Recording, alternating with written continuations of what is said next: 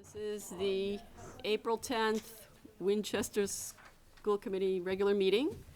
We have a rather packed agenda, but we have lots of interesting items. We're gonna, after public comment, we'll have our student report. We're gonna hear a report on visual arts. We're going to hear a report and a little introduction to the Cable Advisory Committee. A quick update on the McCall expansion project, a policy committee report on a non-resident tuition policy. We're going to have a discussion of the fiscal year 19 budget, which is the budget for next year. We're going to talk about some budget transfers for the present school year. We're going to look at voting to approve the transportation bid for our regular transportation contract and also for the athletic transportation contract. We have a second reading of the Select Board's proposed traffic study policy. We have a couple of donations to approve or accept. And we also have an approval of a Latin Club overnight trip. Chair report, superintendent report, and then some future agenda items will include a report on Connect and Commit, and I believe a report from WinPAC. They're looking to do a report as well. So without further ado, is anyone here for public comment? Seeing none, moving on. Nate is here to do our student report. Thank you. Hello. Hey, Nate. Hey, Nate. How you doing? Good. Short week we've had. Girls lacrosse just beat Watertown earlier today. Okay. Boys volleyball beat Arlington on Monday, as well as girls and boys tennis both beat Burlington on Monday. Other than that, staff have been asked to wear their ID badges to help students identify them, help assuage some safety concerns that have been spread lately. The Alice video that Winchester students and staff with the police department have been making was sent out to students yet on Monday, so it was yesterday. That was sent out along with some slides and a PowerPoint to just educate us on what to do in any instance where there's an shooter in the school. The students I've talked to thought it was helpful, and hopefully a lot of students will watch it. There will be a non-mandatory assembly during Wind Block on April 25th from 9:35 to 10:35.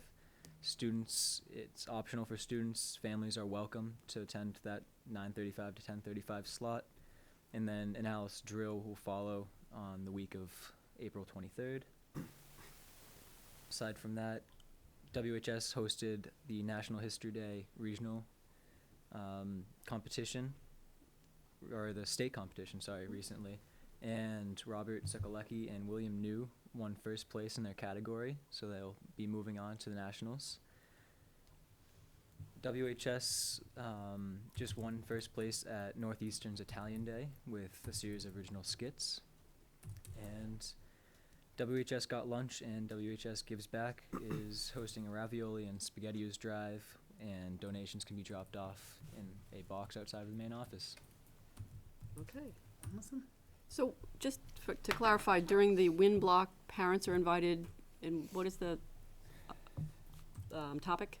Or To review the Alice. oh, training. to see the Alice train. Okay, thank you. What's Anyone? the date of that again? Yeah, what is it? The The 25th, 25th, and it's mid-morning, what, hour? 9:30? 9:30. 9:35 to 10:35 during Wind Block. Anybody I have else? a question for Nate, although it's actually about the last meeting. So my head was all wrapped around the FY19 budget discussion, and we have it on the table tonight. So you made a comment at the last meeting about administration's involvement in the student walkout. And I wanted to ask you if you could just clarify a little. I think you said there was a concern that maybe they were over-involved. I don't want to put words in your mouth. I just wanted to get a better sense. Was that more sort of associated with maybe the planning or pre-planning to be sure it went smoothly, or was it during the walkout itself? It definitely was probably to make sure it went smoothly, because administration would have supported whatever Sure. students decided to do. They didn't mandate that it had to happen at any certain time. But just the general feeling of the student body was that they weren't happy with how the event felt like it was organized and how it was led. They didn't feel like it was enough of a student-led initiative. And whether that was the whose fault that was, because there were student leaders doing it. Sure. So whether the information just didn't matriculate to the student body well enough. That's Got very lost helpful. And I somewhere. should have asked you when you were here a week ago, and I meant to do that, so I appreciate that. Live and learn, that's how it goes. And Exactly. That's, Well, My hat's off to you guys it for also doing it, reminds us yeah. of something we know, which is sometimes it's hard to communicate a message to a big group of people. also true. So it's another good lesson Also for true. kids.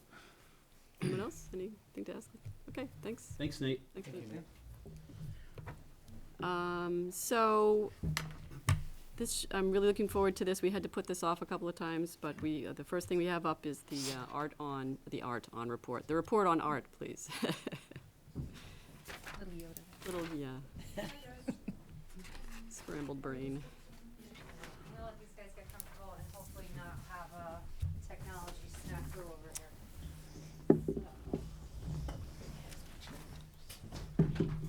here. So I guess leading the charge here is Jennifer Levatino, who's our art director and longstanding art teacher at the high school.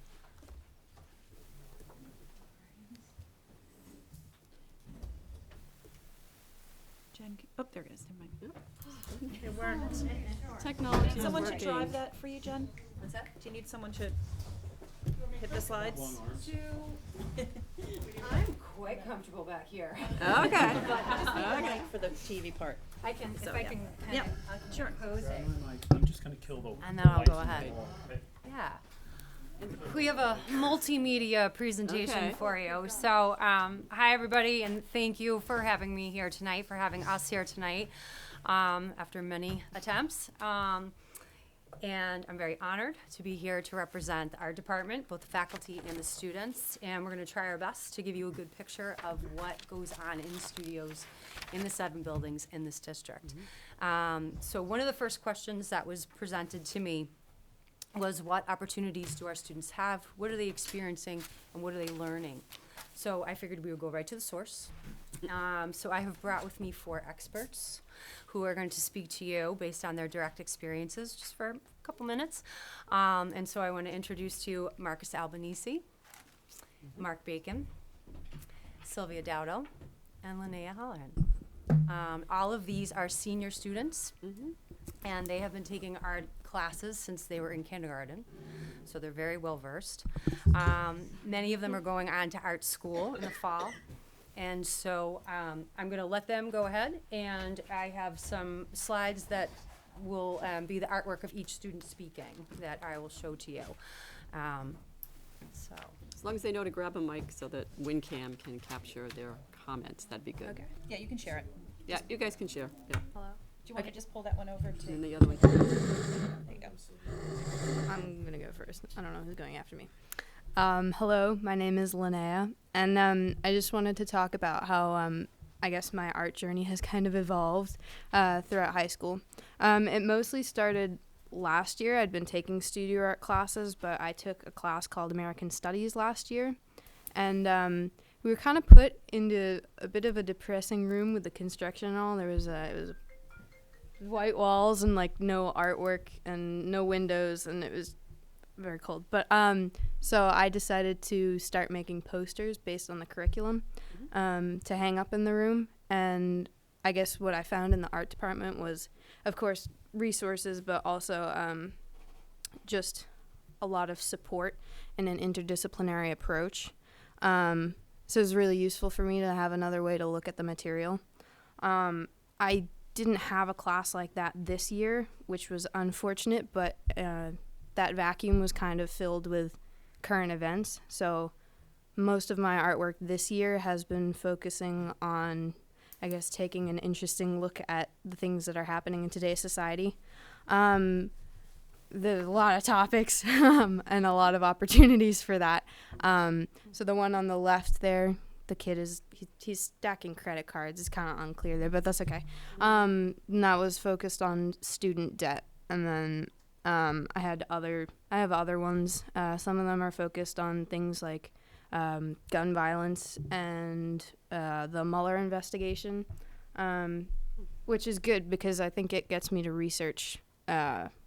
what's happening right now. And just I don't know, shout out to the art teachers, I guess, because it's nice to have people to bounce ideas off of, not even just the teachers, but other people who are part of the art community, because I guess if you're gonna have political art that is critical of what is happening right now, you need to make sure you're doing it in an intelligent manner, in a way that's not cheap or immature. So it's been really nice to, like, I don't know, I guess have that sort of support kind of bolstering me up. So, yeah.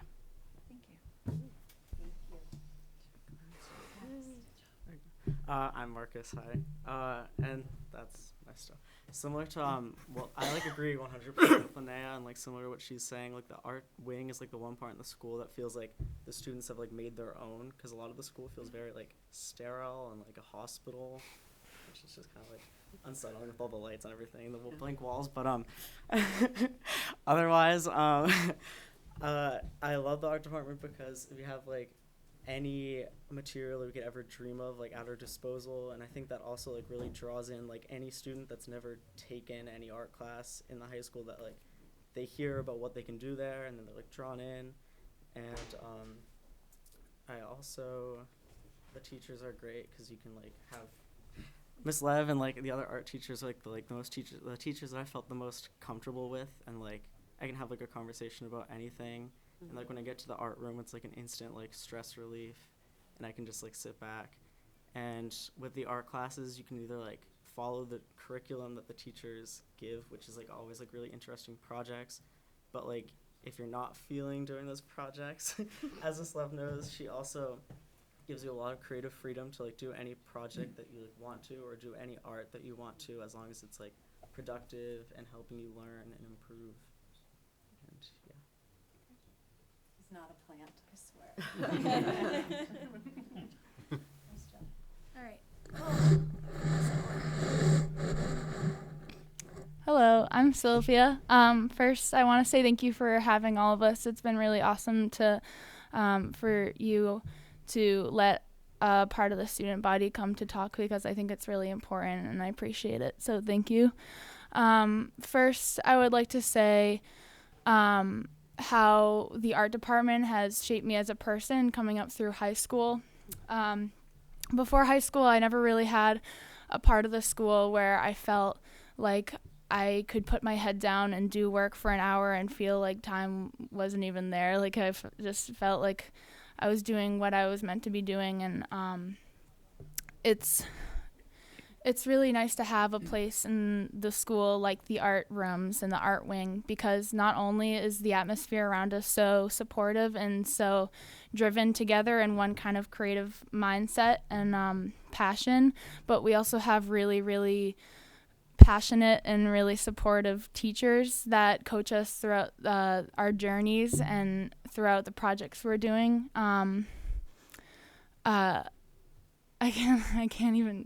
I don't even know where to begin. Like, they do so much. Every year we have a bunch of art field trips that we do. Last year, I think my highlight one was going to the glass blowing class in Cambridge, which I just thought was really neat and really interesting. I've never done anything like that, and having that in my schedule, like planning that day, like a month ahead, just made all my classes that I normally take getting so much easier to get through, because I was looking forward to this one day of just making like a little like glass orb. Like that's it. It's just this Friday we're going to New York to the Whitney Museum. Like, it's so awesome, these opportunities we're given, and just having these resources has just shaped me so much as an artist, and I'm really excited to go to art school next year. I'm going to Mass Art, and I wouldn't have been able to find myself as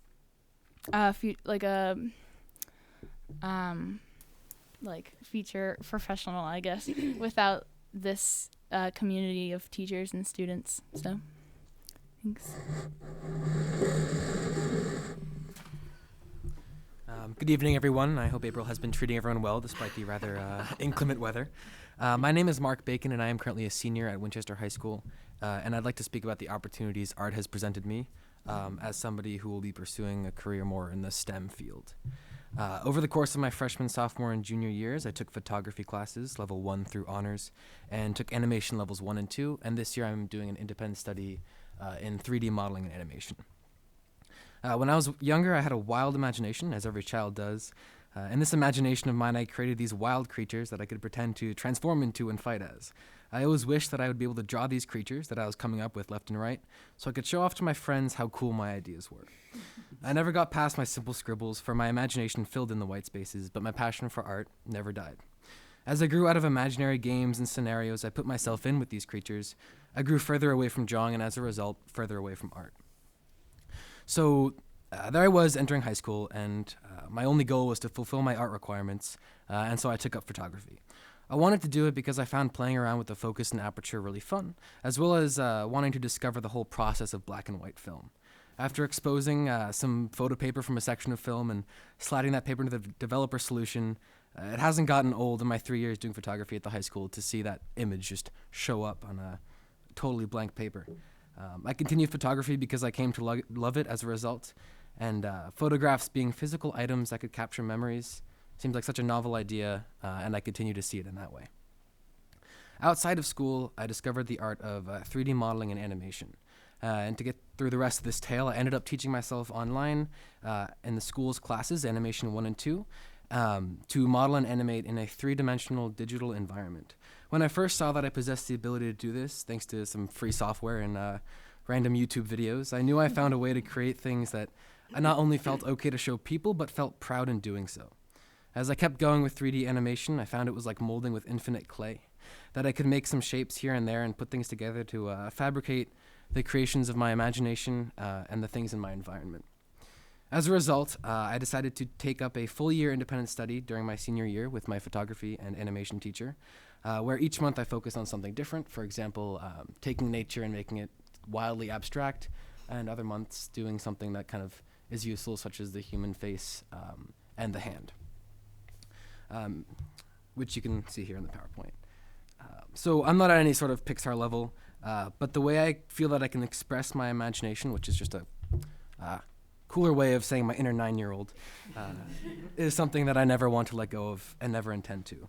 What is unfortunate is that with not enough promotion towards the arts these days, our society tends to suppress our creative desires by almost hiding our accessibility to creative outlets. For example, why take an animation class or symphony as a junior when you can have a study hall to sleep and or catch up on homework? I fear that without much emphasis on the arts, people lose access to what could be an amazing outlet, whether that be music, painting, acting, animation. I could go on. I'm happy I was able to discover 3D animation along with photography and video creation in order to express that inner 9-year-old I mentioned. Yet I fear the fact that it was something I came so close to giving up for what the rest of the world expects of students, especially high school students. Thank you. Thank you, guys. Thank you so much. I have to clap for you. Do you guys want to, we're going to let, there's a burrito plan following. I'm sure. I just want to make sure. But would you guys, I know, I'm sorry. But would you guys, well, I'm going to show you more pictures if you want to see them. Would you mind telling everybody what your plan is? If you don't want to share, you don't have to, but for the fall. I know, Sylvia, you already did. Do you want to go down the line? Sure. I'm going to the school, the Art Institute of Chicago, which is another art school right in downtown Chicago. Cool. Yeah, I'm really excited. And it might not be formulated yet. Yeah, I don't know what I'm doing next year. It's probably either Bard or Skidmore, something with a strong arts program. I'll be going to NYU in the fall for computer science and psychology, but intend to do this for as long as I can foresee. As long as there's free software, right? And an inner 9-year-old to do it. And YouTube videos, yeah. Thank you so much, Cool. you guys. Thank you. Made me cry on WinCam. Can I just ask a real quick question? You guys, you spoke of doing like film photography and developing we still do that in Winchester High School? Oh, yes. Oh, yes, wow, we do. that's cool. We have a Lovely dark room. Photoshop 1 class, which is when you learn how to develop film through a film camera. And Yeah. Oh yeah, photography 1. Sorry. Photography one, yeah. Photoshop Yeah, through the photography whole one. process. It's Okay. really cool. That's I might just good. add That's for good to Mark's know. Yeah. benefit, there was some debate when we were doing the early planning of Mhm. Winchester High Yeah. School. Who needs a darkroom? Mm-hmm. Oh. Yours truly said, don't get rid of it. Okay. Thank you. Thanks. There is Thank you. also, just to add on to the photography thing, for honors photography students, which is often taken by juniors and seniors, there is at the Griffin Museum on Shore Road Yeah. an exhibit called Photosynthesis, where students are able to kind of take a bunch of photos, and we hire a professional curator to come in and kind of organize 3 or 4 photos to show off Mhm. for about a month or so. Before you. you get up, though. Yeah. Okay. I want to explore kind of, this is an open question, not for tonight, but just for you to think about. How do we carry into the rest of the school the experience you've had at Winchester High? So you mentioned critical thinking, creativity, that you were supported, that you had freedom to grow, your passion, you got to explore that, opportunities for adventure and exploration, and you gave life to your own imagination. I worry that not every student, given your description of the rest of the building, didn't really have that experience, and that we're not providing them with that outlet or that opportunity to take even, the basic of whatever they enjoy doing and making it something more. Do you have ideas, not for today, but this is a general question, for how do we take that into the rest of the curriculum and rest of the school and on down to the elementary schools? Yeah. Good. And I'll be speaking a bit to that Okay, as good. well. Okay. So You can email us too. you don't have to It comes answer to you that right later. now. Yeah. I don't know how I don't know how well spoken this will be, but I think something that a lot of kids learn to appreciate. We have like 1 or 2 interdisciplinary courses at the high school, and I would I would recommend bringing more of those, because I think it helps not only introduce art to people who aren't artsy, but also you get a more holistic view of the material rather than cramming or memorizing. Like I just was never a history kid, but once I hit American Studies and I was looking, instead of at a textbook, I was looking more at like the culture of the time. I thought that was really useful. And I think also this is something that's hard to target because it's kind of wrapped up in the culture of Winchester and how much we value academics and straight A students and where you go to college. And I don't know what the solution to that is, but I think it might start with, I guess, shifting or redefining how we look at success. And that might not be in what your SAT scores and your GPA is, and because those are things that I get caught up in, and I get kind of disappointed in myself for comparing myself to others. But like the art department is the one place that is not competitive in the high school, or that I found to not be competitive, and I think that's something that is almost intimidating to kids who are very competitive, because they don't really know how to measure themselves when they're there. Like, is it like the quality of the art that I'm making? Like, it's hard to try something new. I don't know. I'm rambling right now. Actually, you gave me an answer that blew my mind. I want to thank you. Those are very relevant to where we want to take the curriculum to make it more relevant to the 21st century global workforce. So interdisciplinary work is everywhere now. So I thank you for that answer. That was great. Yeah. Oh, can you go?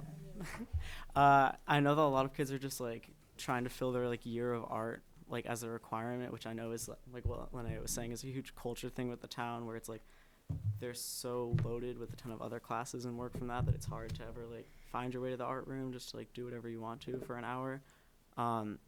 So it's definitely something that's like hard to change quickly or slowly.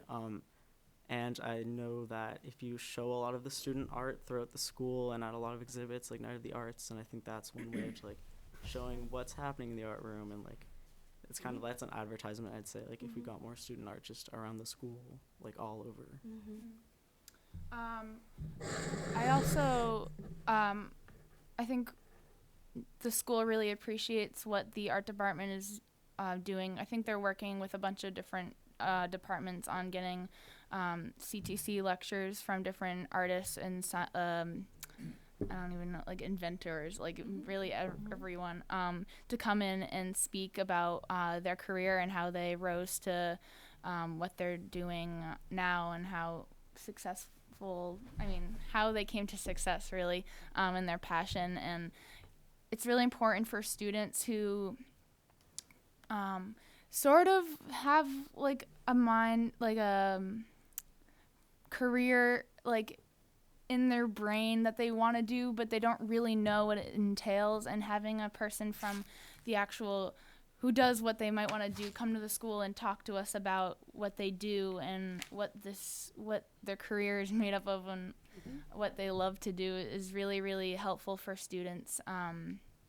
There was a guy who came in last year who was talking about like the eye retina yeah. and like how like you could see like cancer like early on.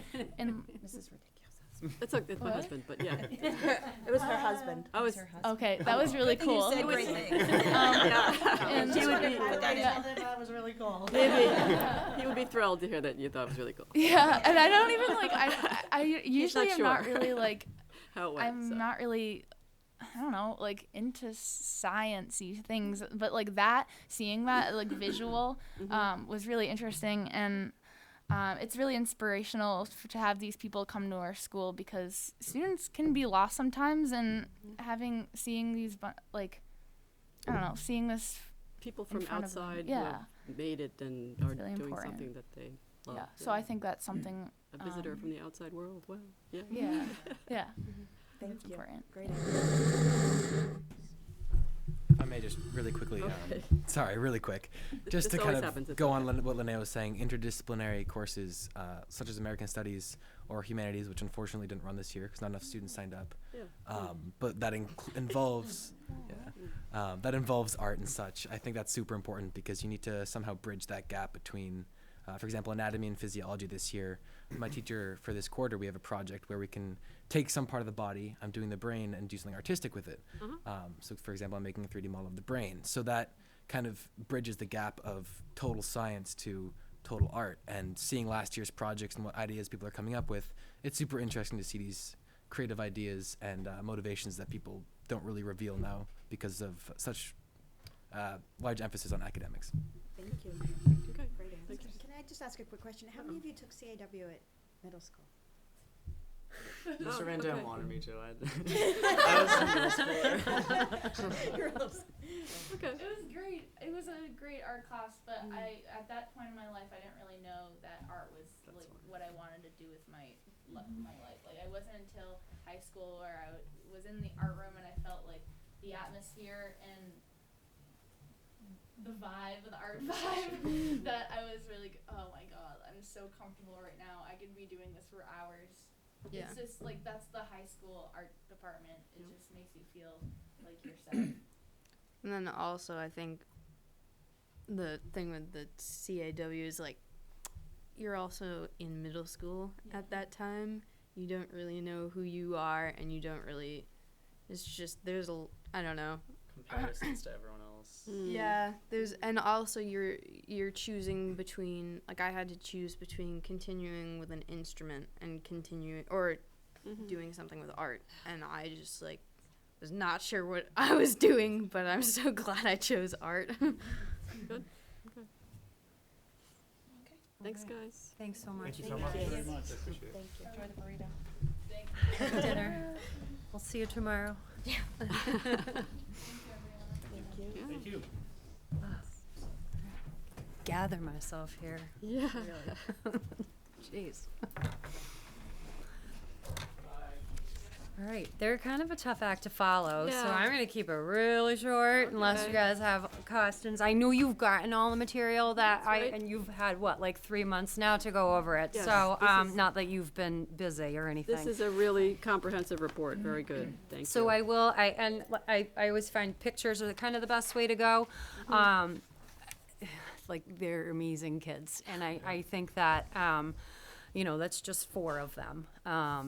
I picked good ones. Yeah. Really, I mean, they can talk so beautifully, so eloquently. But I think the wonderful thing is that, you know, I get to, and the other teachers, K through 12, get to share their passion and their dedication to the visual arts with their kids. And obviously, as the kids were describing, it's at different levels, right? Corresponding with the stages of development. But I know if you walked into any studio at any given time, you would see that connection being developed, being fostered, and being cultivated. And it really is the desire for each of the art teachers to create a safe and stimulating space for these kids to create, to explore, to take risks, and to develop ownership for what it is they're creating. And I think, you know, it's amazing when you get to see someone articulate that actually happening. Obviously, a fourth grader might not be able to really encapsulate what's going on, and it might not even dawn on them, as you heard being discussed about the CAW program, which is a marvelous program. So who knows how it shapes them. They might not even be able to fully explain that. But, you know, these guys, they're the keepers of our culture.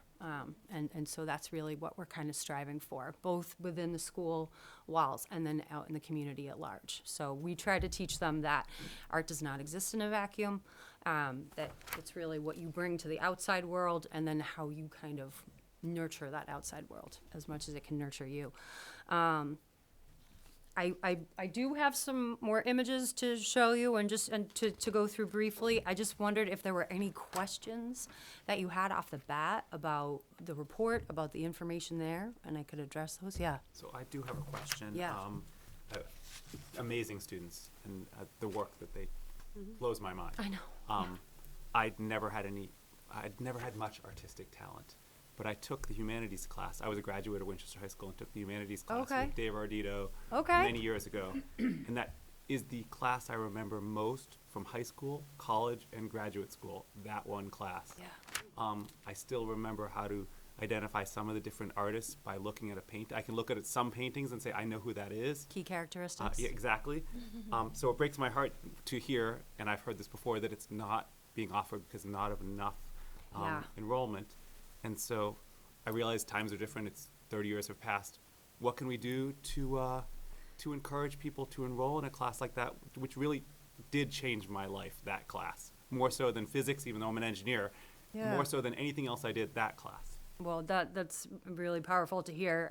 So after Dave coached me, I took over the helm for the art history part of that class, and I probably got more emails from students after starting to teach that class saying, you don't know how much this helped. This stuck with me. It was really a wonderful experience for me to be a part of that.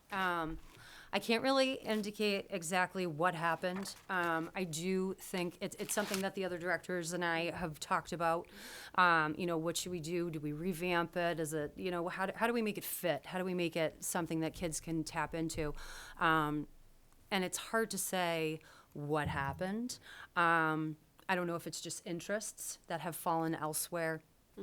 I think some of what the students talked about in terms of certain motivations and concerns that the student body has might affect it.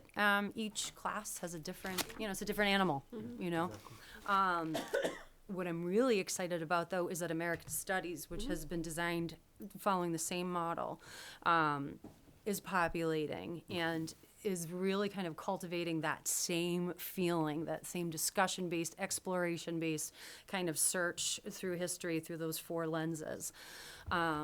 So I'm like, okay, well, if this is doing well, I mean, it's like baby humanities, you know, this is okay. So it's something that we'd like not to take out of the handbook just yet. Because, as I'm sure we all know, the minute you take it, then it's gone. The memory starts to die. So if you know, over the next year, the directors can kind of come up with a new, you know, just a plan B. You know, how does this look? Hopefully, it's something that we can reintroduce to the students before course selection and all of that. That's good to hear. It was that's awesome. Over-attended back when I was here. I think we had 40 or 45 people. Yeah, I think there was one year where we took 60 kids to London. That was a memorable experience. sure. Thank you. Yeah, thanks so much. I have one. Yeah. All right. So I'm not the physics guy. I'm the architecture, art, and art history triple major at the table.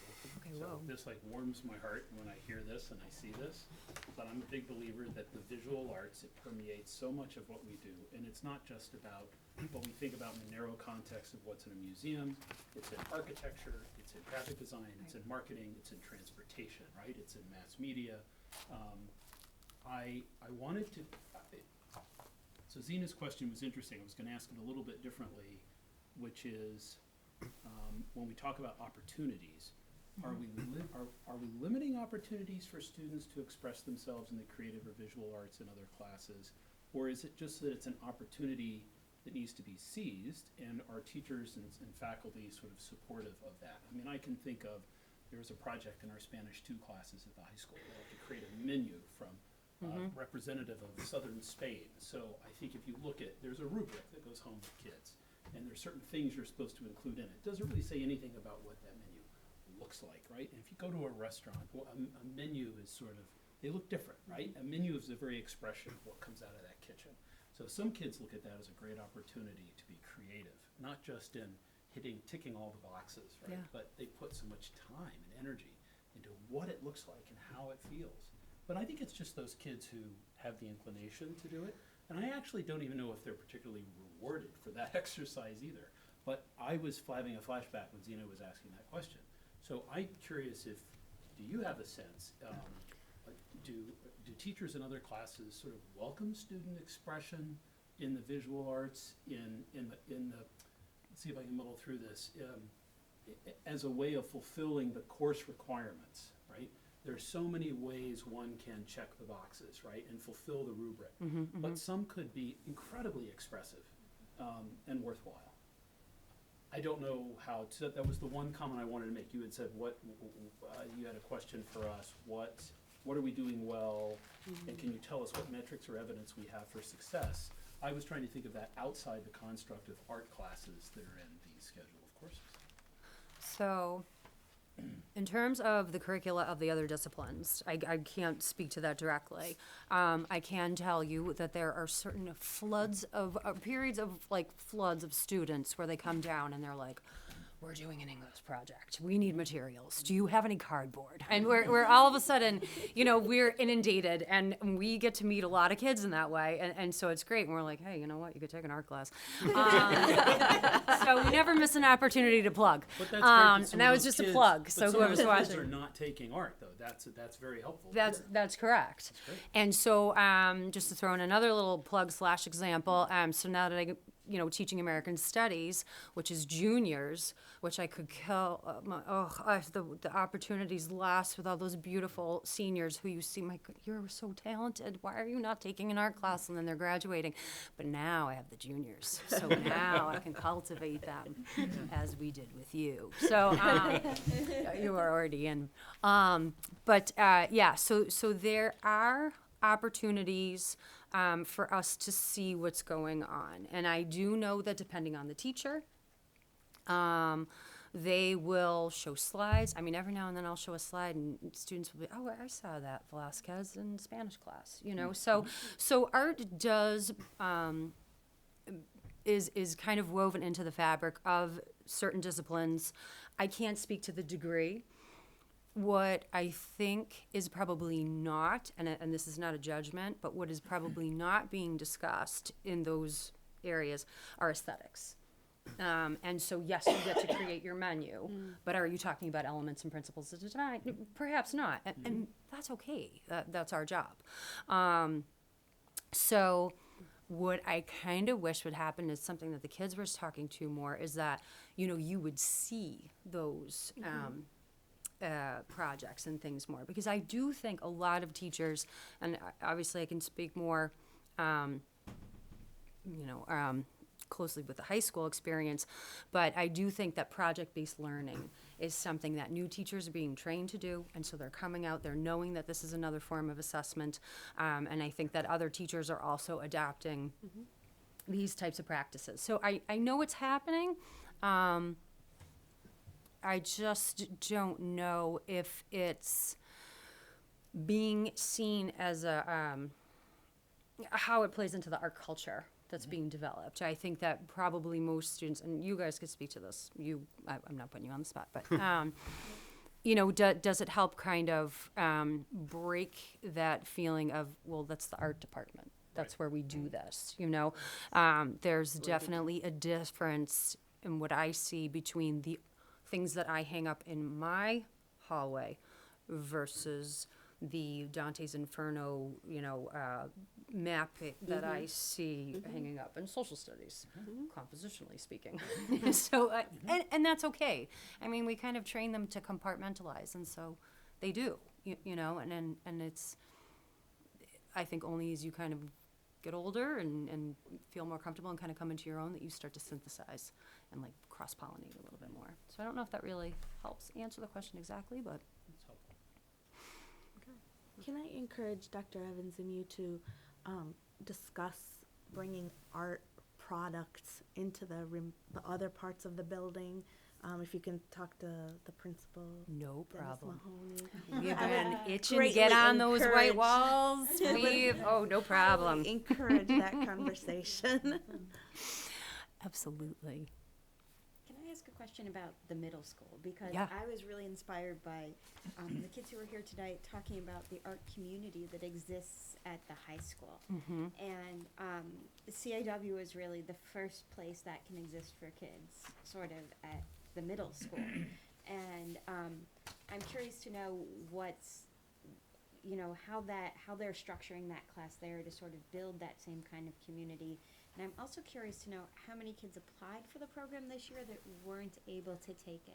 I just, I talked to Miss Fairley, Eileen Fairley, who's one of the 2 full-time teachers at the middle school. And we also have a .2 teacher as well.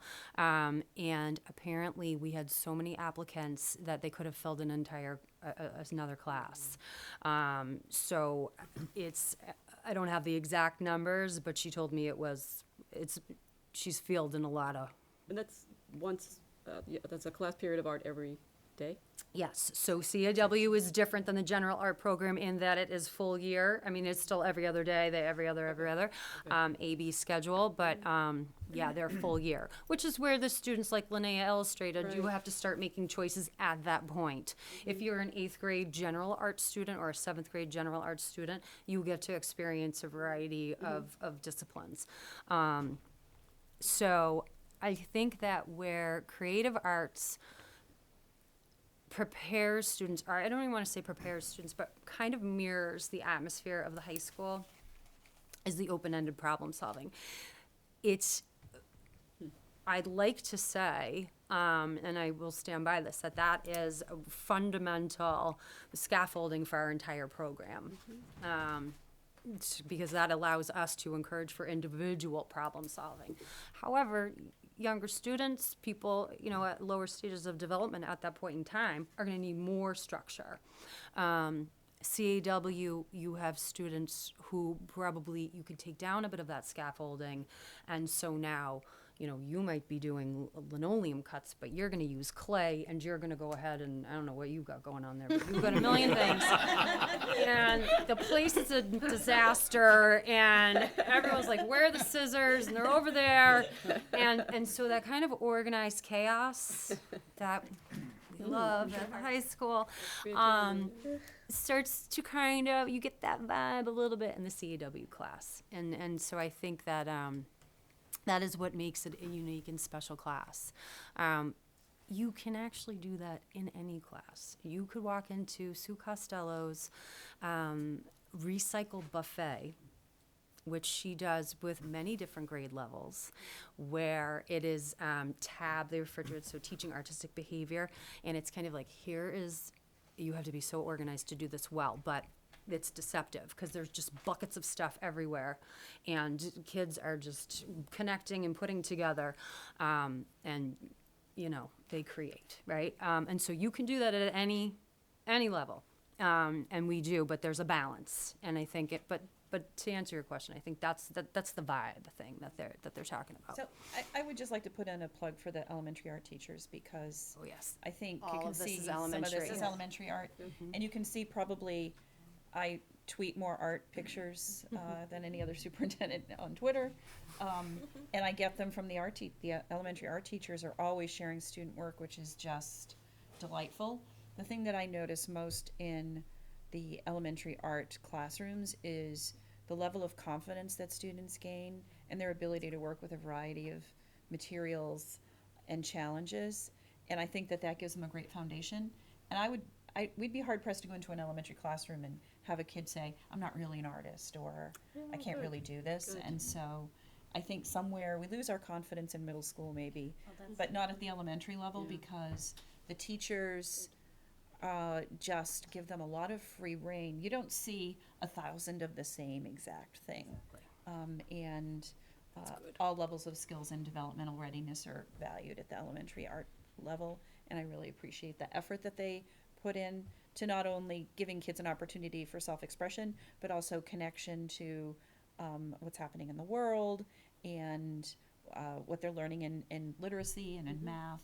There really is an effort to integrate the coursework. I loved that the student said interdisciplinary education is the way to go. If it were up to me, we'd have no silos. All courses would be interdisciplinary because life is interdisciplinary. There is no, physics pathway or English pathway that's not in life that's not connected to a million other things.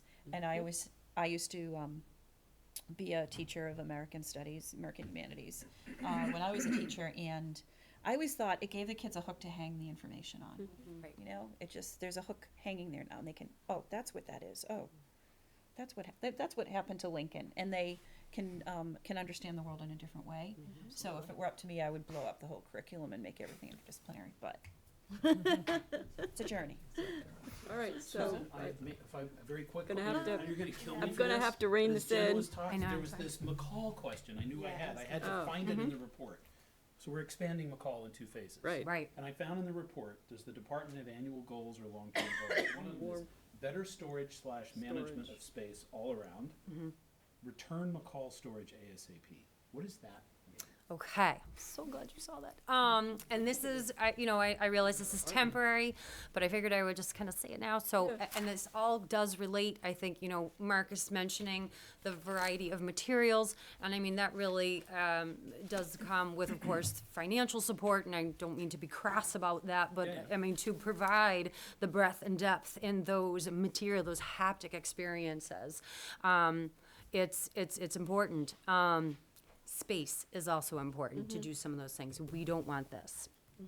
And so in order to work large, in order to have different people come up with different solutions, space is very, very important. And of course, space is at a minimum. As of right now, one of the storage closets in the McCall studios, there are 2, has been temporarily sectioned off, and it's being used for another purpose, because that Surprise. purpose got bumped That's out of their McCall. space, Yeah. I'm Right. sure. Yeah. So it's kind of like, well, this is what we got to do. Okay. So it is putting a crunch on the curriculum. The wonderful thing about our curriculum is that it is flexible. It's as flexible as we want our kids to be. So, you don't have to do the same thing every year, obviously, but it's definitely, it does affect it. So those kinds of changes do immediately impact the range, the variety, the scope of what teachers are able to bring to the students, what they're able to do in the year. So I just hope that that goes back to, Well, when Judy and I Normal. walked the building with George, a year and a half ago, as we thought this might become a real project, one of the spaces we're looking to renovate is kind of a quasi-storage room now, the old typing classroom. There's some old steel flat files in there, old art supplies. I don't know how long it's been since they were last touched, and we recognize there's some spaces in that building. We'll have to be very creative about kind of repurposing for storage to make Great. everything move smoothly. So thank you. I appreciate you looking at that, yeah. I hate to, look at the clock, but we do need Yeah. to wrap this up. And I Thank you so I much. appreciate you guys. They have received your slide I know, presentation, and so any art that that's you didn't okay. think show today, everyone has a copy. Please look at the Raku, if the Raku video, Okay. if you haven't seen Fire and Terry Lannon, let me know, because you need to see that. That's a We scary will thought. invite you when we have our barbecue this spring. Okay. Thank you guys so Thank you, much. Jen. Thank you very much. And Really then appreciate if it. spring ever gets here, I hope you enjoy it. Okay. Thank you. Can I add one thing? I'm so sorry. It's okay. But I just have to give one more pitch. Yes. So like Judy was saying, it's all interdisciplinary. Like so much of our work is interdisciplinary too. And what's been fascinating this year as we've been focusing more on performance-based assessments and with NCIA, and then we have like kind of the district spin-off of people doing it. One of the awesome partnerships has been between an elementary art teacher and an elementary literacy coach who's doing this interdisciplinary project for the whole school. And then other people are also, now that they're doing performance-based things, they're tying that in with interdisciplinary and pulling in the arts more to those pieces too. So just like we're talking about with the kids, we're trying to create those opportunities with the adults through the professional development too, so that it goes back into the classrooms. So that was a huge project by an elementary teacher with the reading coach this year for that whole school. So that was pretty awesome. Sounds awesome. Okay. So the next thing we have is a report or presentation from Ashley Stevens of the Cable Advisory Committee. And Mr. Stevens, I have to say I got something off the state website just to kind of prime people for what the Cable Advisory Committee is, but I think this is, perfect timing to get a couple of new members to our committee, and I think people would be very curious to know what it is that you guys do and how we can help you. So thank you. I appreciate the committee's time. Put 2 3/4 kids through the Winchester High School system. And my youngest was going through middle school the last time you expanded it, and he was the 5 schools in 5 years grade, one of which was here. Yeah. So let me bring you up to date on the Cable Advisory Committee and why I needed time with you today. So the role of the committee is to negotiate new cable TV licenses and renewal licenses and to present them to the selectmen for approval and signature. And we are kind of a cicada of town committees. We make a lot of noise for 3 years or so, and then we fall exhausted to the ground, burrow deep underground for the next 7 years, and then emerge again chirping loudly when a new renewal needs to be done. It's about a 2 to 3 year process to renew or grant a license. So, brief snapshot of cable TV in Winchester. Historically, we have one supplier, multiple owners, Media One, AT&T, currently Comcast. And their last renewal was for 10 years in 2000, and that license expires in September 2002. In about 1999, RCN expressed an interest in serving the town, and we negotiated a license with them. I'm afraid we took too long, and we only granted it about 2 to 3 months after they stopped new build-outs as .com started to collapse in 2000. They asked to keep their license in effect for a year. They offered to make the first year's payment to WinCam, and they sold the fiber optic cable they bought to the town for 10 cents on the dollar. The DPW pulled that, and we have probably the best municipal network in Massachusetts coming from that experience. 2005, Verizon requested a license. We granted it to them in 2006. They requested a 14-year license, so that expires in June of 2020. And Verizon has done very well. They've grown and taken over market leadership in 2011. They maxed at about 55% in 2013, and they have about 53% of the market now. Subscriber count in Winchester peaked at 7,473 in 2013, and I'll talk a little more. We are seeing cord cutting, and it is declining. So the history of WinCam. Until 2000, the cable provider, Media One, AT&T, whoever it was, ran the studio and provided PEG access. And PEG, the P is for public, the E is for educational, and the G is for government. It became very clear in the 2000 renewal negotiations that Media One wanted out of that business. And they offered to give all of their assets to a new nonprofit that we would set up. They offered to make capital and operating payments, and that led to WinCam. And if you think about it, that worked extremely well if we were going to have multiple providers. Because would Media One have given their PEG access feed to another cable supplier? I don't know. If they hadn't, it might have handicapped that supplier somewhat. Luckily, we never need to know. So WinCam now provides the PEG access, a single entity. In some communities, I'm told, the roles are divided between two entities. I think we're much better off having it in one. In the 2006 and 2010 negotiations, the top priority was to convert the internal network of the town, cable network, from analog to digital. You could no longer get spare parts. Everything was falling apart. It was a catastrophe. And we were able to pull that off. Second priority was a third channel. Previously, education shared a channel with government. We negotiated the right to a third channel with each of them, and that channel started up in 2012. So now we have 3 channels, 1 for each function, and I think that served to increase the visibility of the education slice. Let me tell you about the committee. We have 9 members. 4 are brand new. One of them is my colleague, Chris Noble, from further down on Yale Street. He and I are professional colleagues. We do academic technology licensing, so we know something about licenses. The selectmen have 1 seat ex officio, and select person Mariano Golubov occupies that seat, and I have to say he is very highly engaged. Now, the school committee has 1 seat ex officio, and that seat is currently vacant.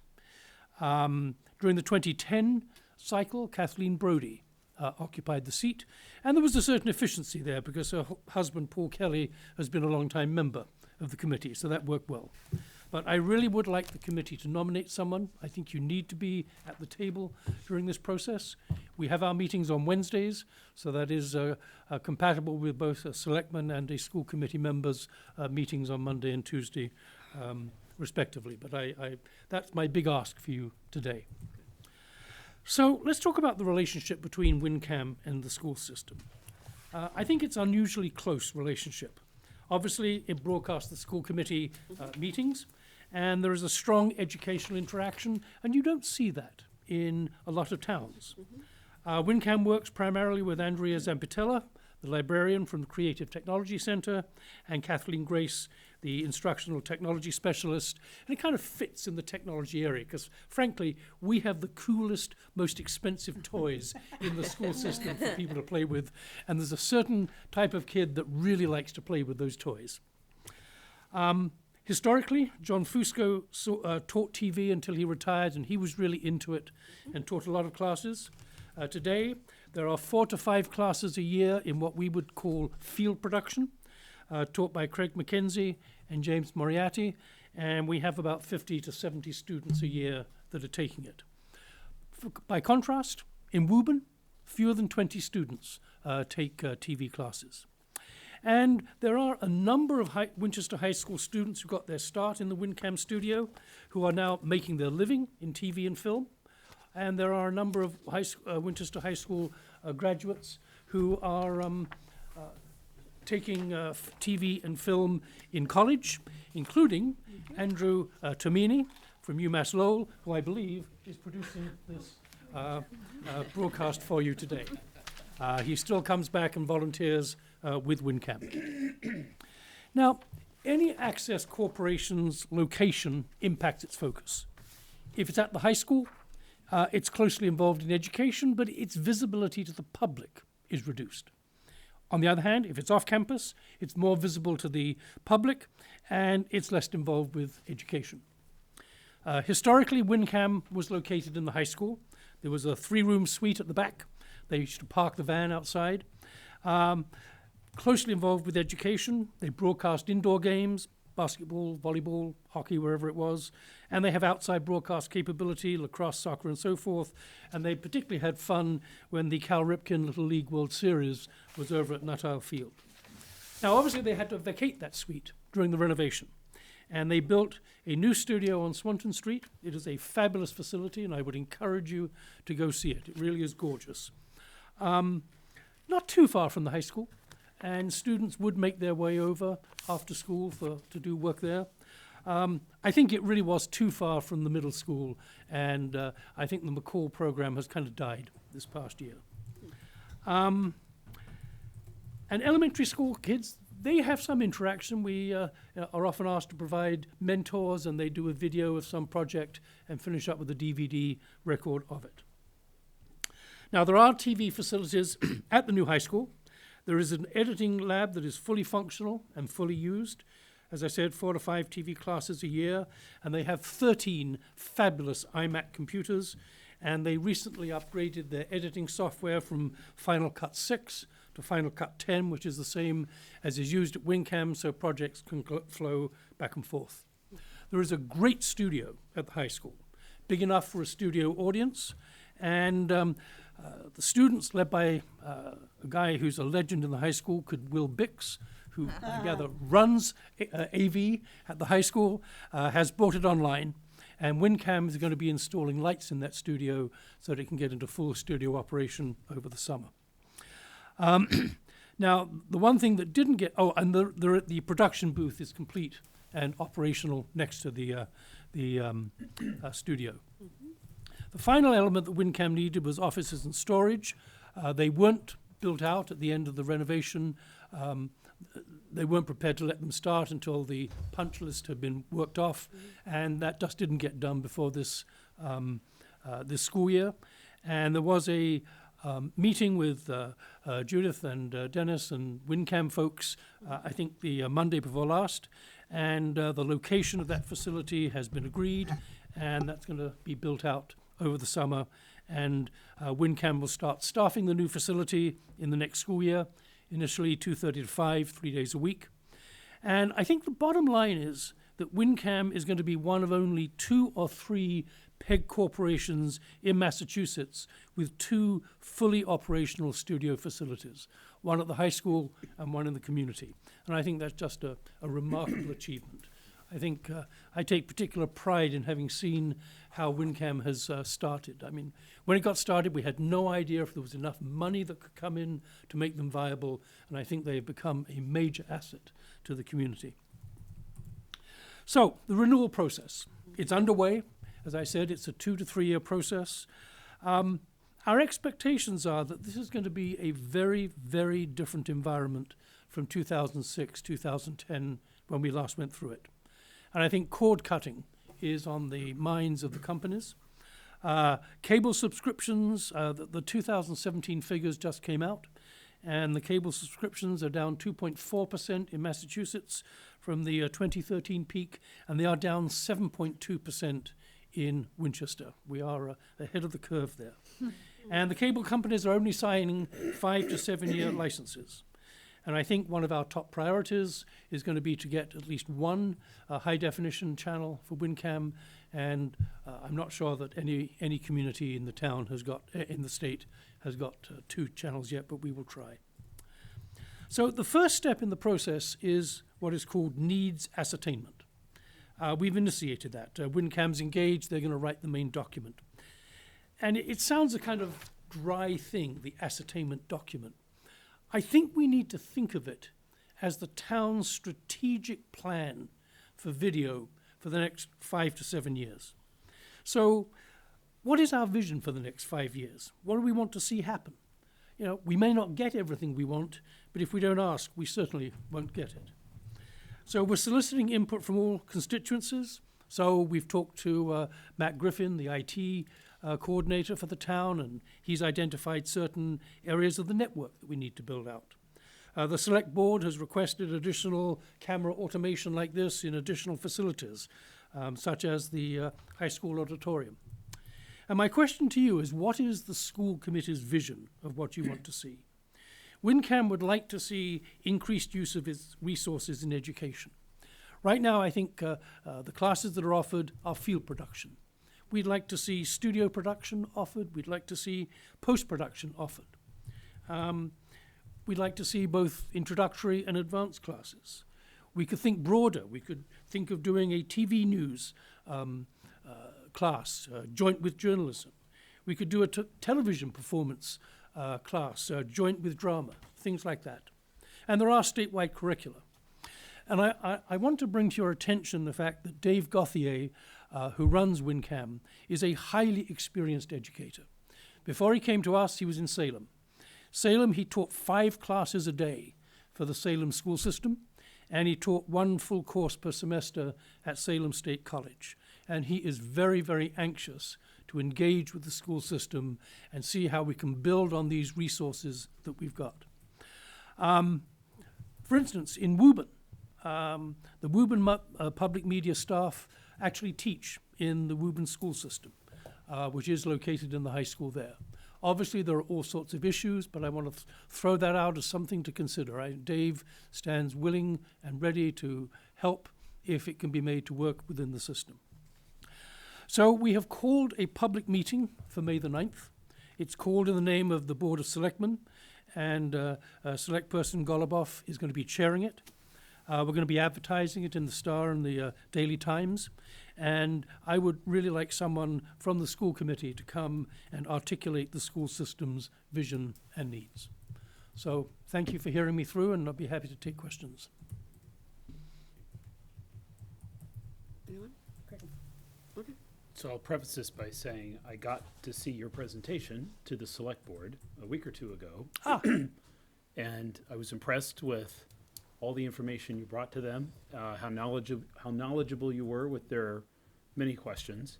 And I recall that the subject did come up about some drops at the high school auditorium or in other spaces. Mm-hmm. So I think as I sat there and I was listening to that, one of the questions that came to my mind was we proactively designed Winchester High School to be a community resource, not strictly to be a grade 9 through 12 school, open only to grade 9 through 12 students. So of course we use it for many community events and town meeting and public hearings and so forth.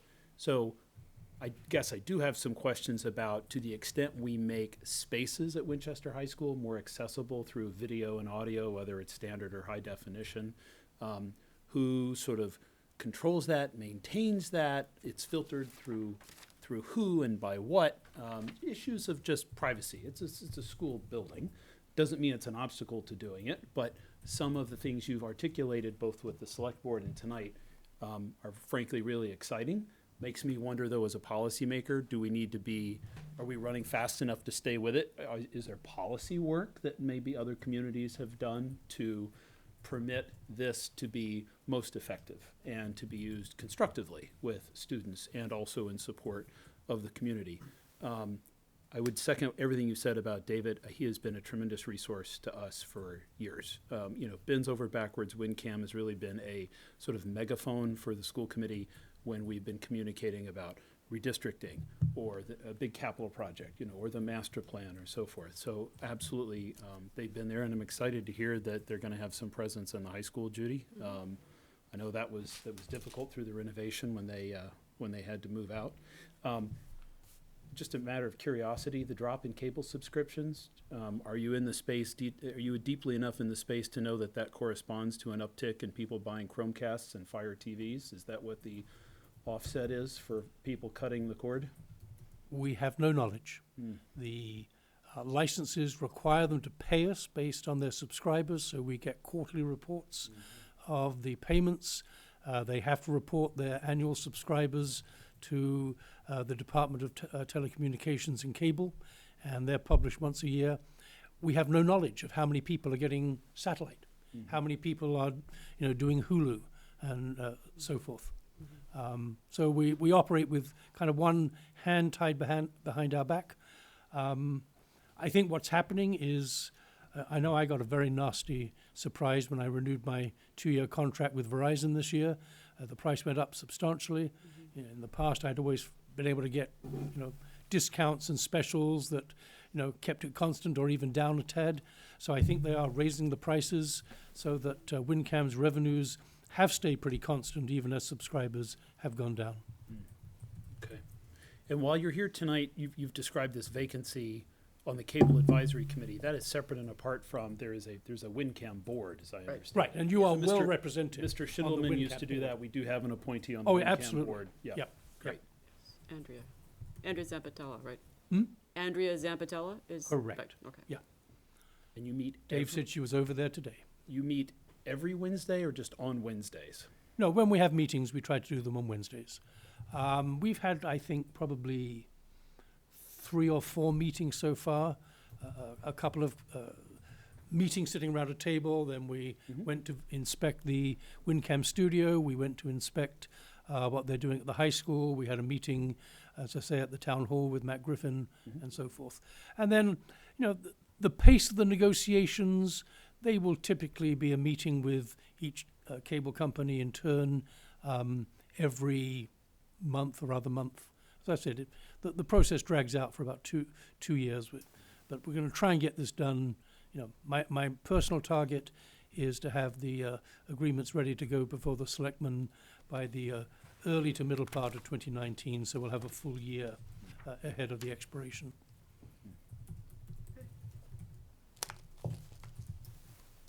Well, we'll talk about it and see who is interested and who would, be a good fit and embark So I on had this 3 process. asks. Member of the committee, Member of the committee. somebody to come and speak for the school committee On the at 9th. the May 9th open meeting, and then, somehow to start engaging with Dave, because he's going to be writing this ascertainment document, and we're going to need it in 2 to 3 months. So, we need you guys to start thinking about what you'd like to see and to put the aspirations down on paper in the fairly near future. Okay, aspirations. Sounds good. Okay, Thank you. many thanks. I appreciate Thank the, you, thank you time. for your service to the town, really appreciate it. Yes, Yeah. Pleasure. Thank you, Chris. yes. All right, so quick update on the McCall project. The McCall expansion project, phase 1, I guess, is starting. I just have a 15-second update. They've had a kickoff meeting for phase 1. Yeah, Contractors on board, police and fire were there, walked through their pre-construction plan. I just, as a matter of passing, heard from George the meeting went very well. He's excited. Everyone in the room was. I don't know if you were there, Judy, but I heard it was. I wasn't there either, so that was all good. Yeah, that's all really I have to share. yeah. And the other thing that's going on is that, speaking of the contractor, when the project was bid, the bids came in higher than expected. I guess my theory is part of it is that we're building kind of this little tiny project in the middle of a region-wide or building boom. So, it's kind of a seller's market. And so just to get to get the contract signed, it consumed all of the contingency amount that we had put in the budget. So at town meeting, the EFPBC is going to be asking for $150,000 further appropriation as a contingency, if it's needed. Not necessarily going to use all of it, but in case of unforeseen circumstances, you need to have a contingency to draw on. So he's going to be asking for that. And I was thinking we might consider, not tonight, but we might consider just supporting that idea, I don't know. Just a Is thought. there a funding source identified It's yet? a further appropriation that would be, borrowed under the existing So borrowing. not a free cash. I don't Yeah. think so, no. But yeah, we could find out from FinCom what they're thinking and, yeah. We could certainly act on that prior to May. Yeah. Right, because it's a financial item. It's a financial item. Yeah. Yep. Okay. And then, do we want to just take a look at the non-resident tuition policy? So that's next on the agenda? Yep. So you do have an updated version at your seat. Policy Subcommittee met this week to develop policy JFAB-A, which follows an existing policy around non-resident students.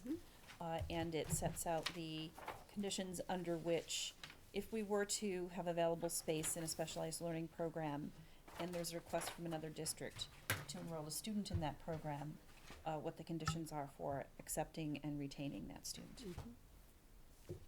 And so I'm sure the Policy Subcommittee will be happy to take any questions from members. I'm not sure we're looking for a vote tonight, this is just first reading. We do have a request on the town meeting warrant to establish a non-resident tuition revolving fund. And whether or not that is approved, it is still possible to accept non-resident students for tuition, the tuition would then go to the general fund and not back to the school department. And ideally, the policies also would stand either. This policy stands Yeah. either way, wherever the tuition goes. The existing policy about non-resident students is just kind of very general, and this really speaks to the specific The intent. rails and parameters around having a, a limited number of students who might, when we have space, be in one of these or more of these specialty, Special education. special ed programs.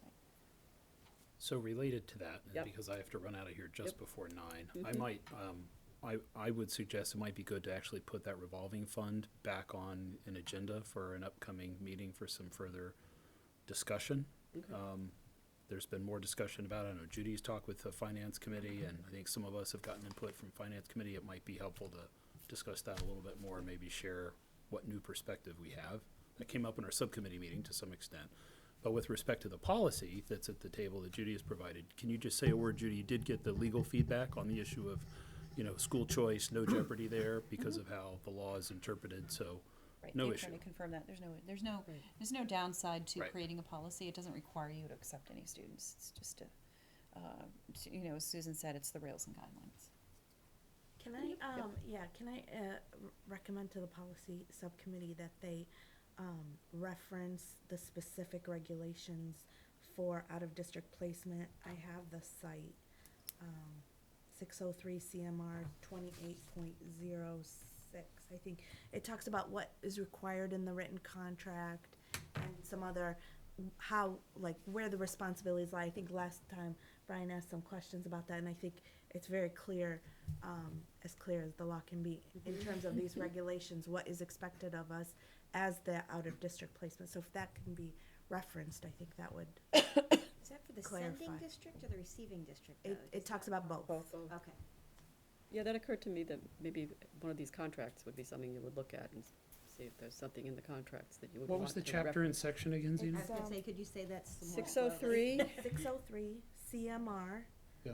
28.00 is special education, 28.06 is placement and service options. It delineates what you need in the written contract and who's responsible for what. The home district is mostly, but just, it's nice to have it in there. That is good. I mean, if the law governs the process and the responsibilities, but it's always good to have the reference in the policy. At the So that's a bottom. good add. Thank you for that. My law degree came to serve us. My only, Yeah, my only concern still is Yes. what constitutes, which maybe shouldn't be in the policy, but I think is a discussion to have, what constitutes available space and resources.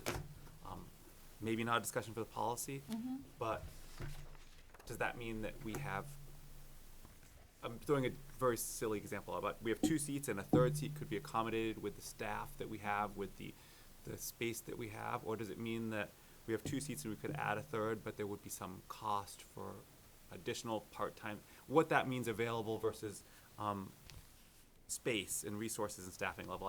I would want to understand what that means, what the cost in general we're thinking that means. Right, so that's the reason for requesting the revolving funds, so that we can have a little insurance policy against additional unforeseen costs. So the policy allows the superintendent to make the decision about whether the space is available, and really it is a decision that would be made in conjunction with the building principal and the special education director. And for me, it is a way to ensure that programs stay vibrant, so you need a critical mass in each program. So I define a vacant seat as space available that would enhance the existing program and students, and that would not place undue burden or stretch our resources thin. And so sometimes that might require additional one-on-one aid for that student, and many other students may have them as well. And it really will depend on the grade span groupings of the students in that program, and whether or not a student in a certain grade would help ensure that we have a viable program for that grade level. You can't have too wide an age range in any of these programs by law. You're restricted on the number of students you can have in the program by law. There are space limitations and some, so it really is heavily dependent year to year, school to school. And so I think it would be a decision we'd make really carefully and cautiously, particularly if the money's going in the general fund. And I think we also addressed that, Judy, with number 6. We talked a lot about that in policy, where we would make sure, that's why we made sure that the policy spoke to additional services beyond what is available to other students in the program, that our programs have well-defined outlines of what a student would typically get when they enter that program, even if they're a Winchester student. So we wanted to ensure that if a new student came in with needs beyond that, that was going to be covered as Right, well. or if the needs changed. Or if their needs changed. We don't have any read yet, though, on the Chapter 70 question, do we, right? About how they get counted, which district? Yeah, That's just- we need to, Ellen and I haven't spoken about that yet, so I'll have to just double check. I just want to make sure I give you the right answer on that one, Okay. Yeah. since I haven't done this before. And could you also speak a little bit about what your vision of this is too, like, because I think that's really helpful to know too, that In terms we're- of number of students and how they right, get that spread? we're not Oh, yeah. we're not looking to add 100 kids to the Winchester Public Schools. Right, so we have programs at, one or two programs at several of our elementary schools, with one elementary school with no space for specialized programs, and then multiple programs at middle and high school. So K-12, I don't think we'd ever get more than 10 or 12 students. I can't imagine that it would be, that we would attract as many. I think it's a non-traditional placement. There are certainly schools, special education schools, approved schools that have lots of different programs, and the collaboratives all have programs. But geographically, I think we could be very attractive to a neighboring district where parents would not have to send their child on a long bus ride. Clearly, our schools have great reputation. Some of our programs have growing reputations for excellence, and I think that is also a way to provide some validation for the work that we're doing to the students who are currently in the programs. So there are lots of benefits to this, but I think I'm always very conservative and cautious in terms of saying whether we have available space or seats or resources to take on additional students who are not Winchester students. And it would never prevent a Winchester student from having access to this program. Right. These programs. And it's I would say we would only accept on a year-to-year Right. contract. Jen, can I ask you a question? Is it EdU or TechU? There's that sort of spin-off out up at Burlington, right, in the technology space? Yep. What's that called again? Something I like think that. it's, yeah. So, Something. you don't happen to know the consulting that they're doing and the revenues they're pulling in? Yeah, Is that going into a revolving fund for their district? that's a good question. Because I'm just now realizing it's kind of like this. I don't know the answer. That's a great question. I'm pretty sure we can find out since we stole one of their people did. that now works here. So It would be interesting to Yeah, follow up on I'll that. send them an email. So the major source of non-resident, the major source for non-resident tuition for districts is not special education students. It is in fact international students. And there are many, many dozens of school districts who would happily accept for very significant tuition, up to $20,000 per student, international students. We have no space, We're not looking to do that. so I am not advising that we do that, Yep. but that would be a very common way of accepting non-resident student tuition. I'd like to clarify, Susan, the reason I asked about Burlington is what they've done is just what Judy is suggesting might happen in Winchester is that Burlington's really created this sort of center of expertise, right, around educational technology. And so they're a go-to now, and there's a revenue stream there. But they're farming out their employees, right? No, that's a separate thing. Oh, okay. That's 2 different things. So, good to follow I up was gonna on. put Jen on the road and try to leverage her contract and get some Available revenue. between 2 and 4 a.m. I get email from you at 2:30 sometimes, Jen. I'm on the road then.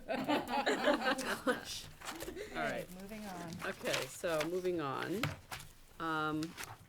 We're up to taking a look at the fiscal 19 budget, the budget for next year.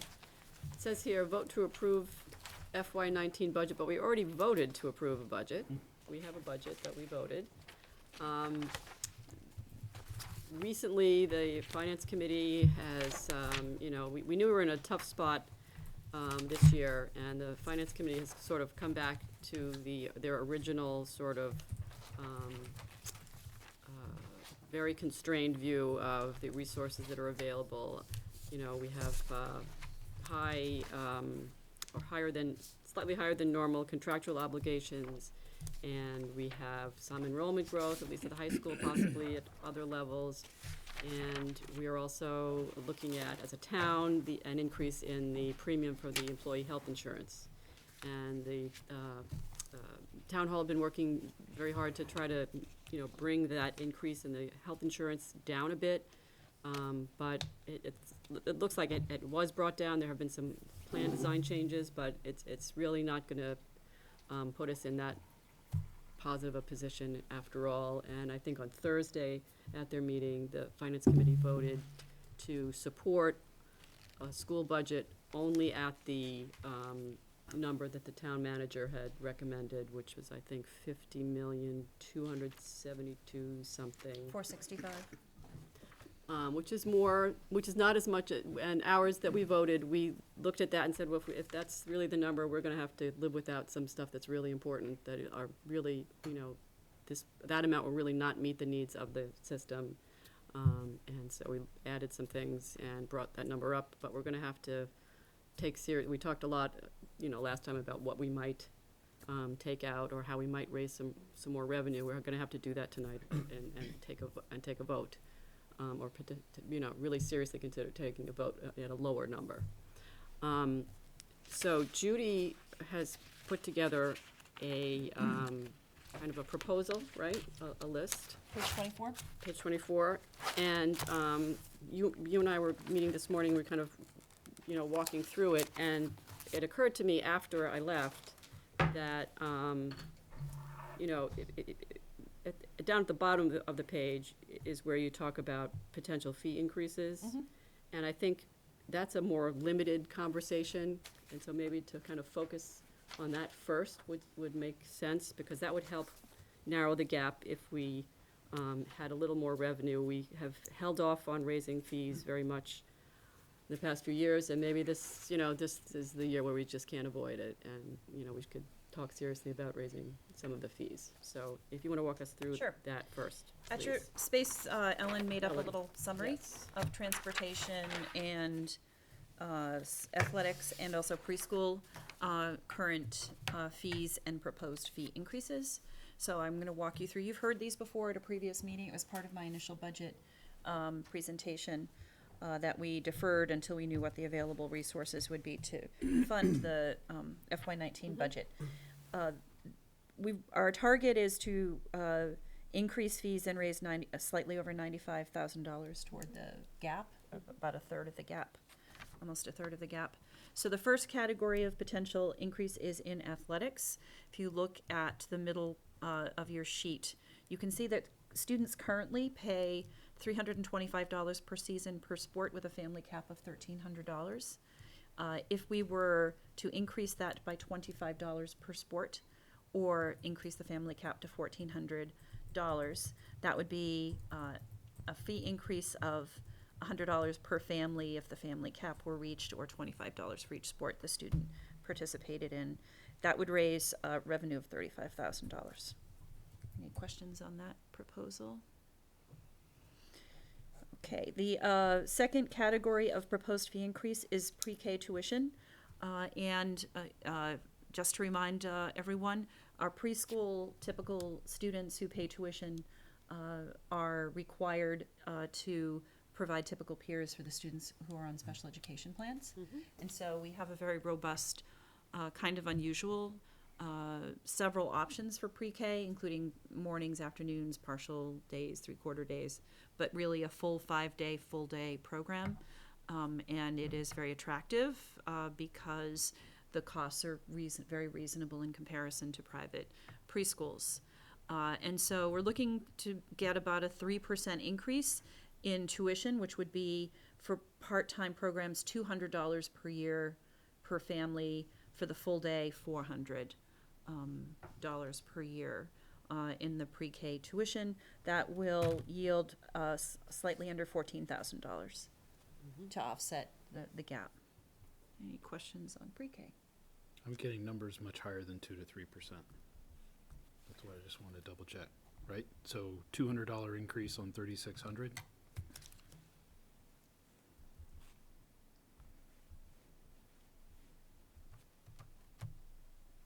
Well, I just do it like a third time to be sure I'm not messing up my calculator. Maybe Ellen is a step No, it ahead might of be a me. little bit higher. I've got little bit higher. I've got north of 5.5%. More like 6. 6 is what it looks like offhand, so Yeah. 5.5 is probably right. Mm-hmm.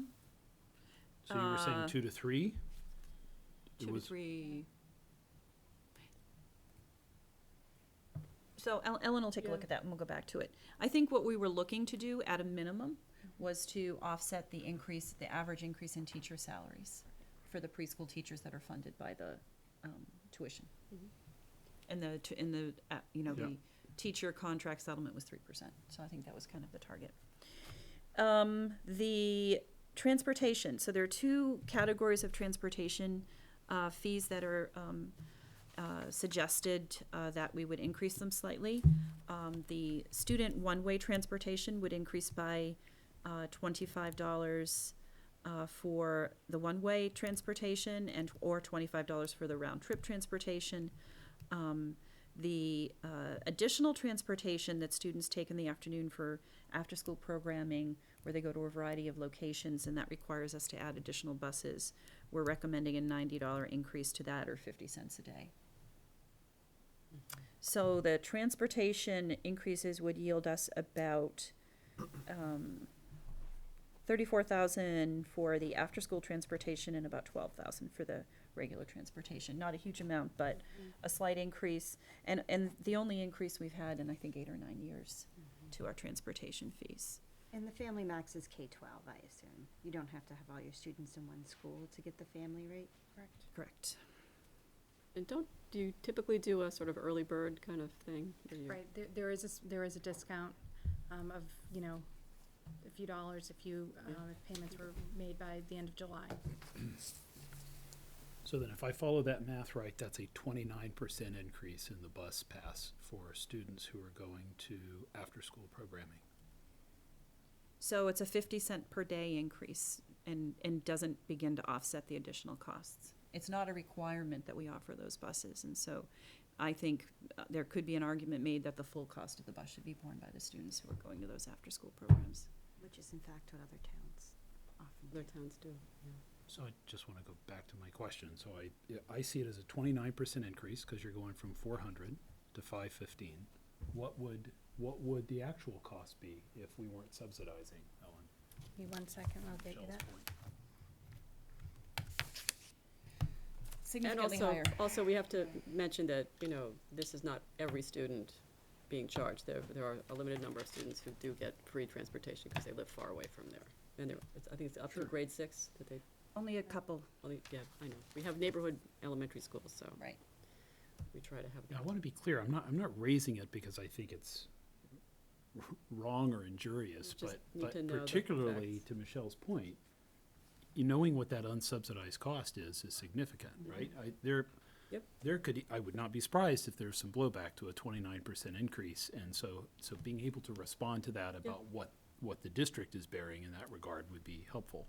So, I don't like to look at increases in terms of percentages, because if you increase from $1 to $2, it's a 100% increase, but it's only $1. So, it depends on what the base is, and so that's, but Ellen, how much is the after-school extra bus? Based upon the bid prices Yeah. that we negotiated, an afternoon PM run only is $44,100 for fiscal 19. That's So- one run, That's one afternoon bus. and we run 4. 5 We run One 4 from this each. year. for this year? But there is another, we do have buses that make schedule, that Mystic is on their afternoon route and are transporting children to the afternoon program as part of our. Because they live in that. Yes. Yeah. How many District. kids do that? It's if they live within that. I mean, how many kids? I'm so sorry. How many kids per school? I assume 50 After because you school- can't have after more than school, though. 69 on a bus. So some will have more, some will have more than 50, some would have nearer to closer to 50. Right, and we also. Going to after-school programs? buses? We have in the past. Some schools they're full. We have. So you Depends just, on you the don't know. day, not Depends every on the day. Depends on the school. So if you assume 40 students would pay to go to the after-school program and it's costing you $40,000 for the bus, then the cost should be $1,000 a year, right? Yeah, this is not a fun conversation, but I think it's important to be transparent about it. Yeah, I do too. We want to support our families who require after-school programming. And the reason we transport to Mystic is because there's a rec department that has an after-school program. But because we are transporting there, we've now opened the process, and we transport to the Chinese school, and we transport to Acera, and Yep. we transport to Kids Corner. And so it becomes unmanageable if we start having an open sort of transport anywhere in town for daycare. And that's it's a financial issue. I have a question, if Yeah, it's okay. Do these proposed increases take into account the new bus contract so that they impact Yes. evenly? Okay. okay. Okay, so Brian, I don't know if you had a question? We're not a question, discussion, but I don't know if it's time for Sure. discussion or just question about this. Yeah, go. Shoot. So my discussion is that I'm really uncomfortable with two of those increases, and I'm less uncomfortable with two of them. So I'm really uncomfortable with athletics, which is a core part of our schools, to increase that fee. I'm also really uncomfortable with the regular transportation. This is what it takes for some kids to get to and from school. I know. I think that if you look at a kid who's taking the bus to school and plays in sports, you start to add up those fees. It's not just one and the other. They start to add up a bunch of those fees together. I'm uncomfortable with that. I'm less uncomfortable with the pre-K tuition, although hearing that 6% is substantial. But if it's in line, which I would love to hear that it is in line with neighborhood cooperative nursery school or the other preschools in town. So I did do research prior to submitting this, and these increases reflect the 3% increase, salary increase for the teachers and the staff who run these programs for us. I did do a fair amount of market research, and even with these increases, we are still, I don't want to say we are still very competitively priced, if not coming in at, yes, a very good value.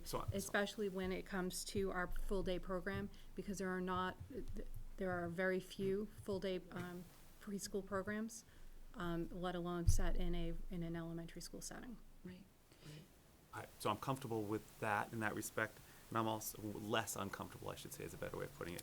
And I'm less uncomfortable with transportation to the after-school programs, because again, that's something that we are doing as service. It's less of a core part of what I consider, and I consider athletics, and I consider regular transportation a core service that we provide.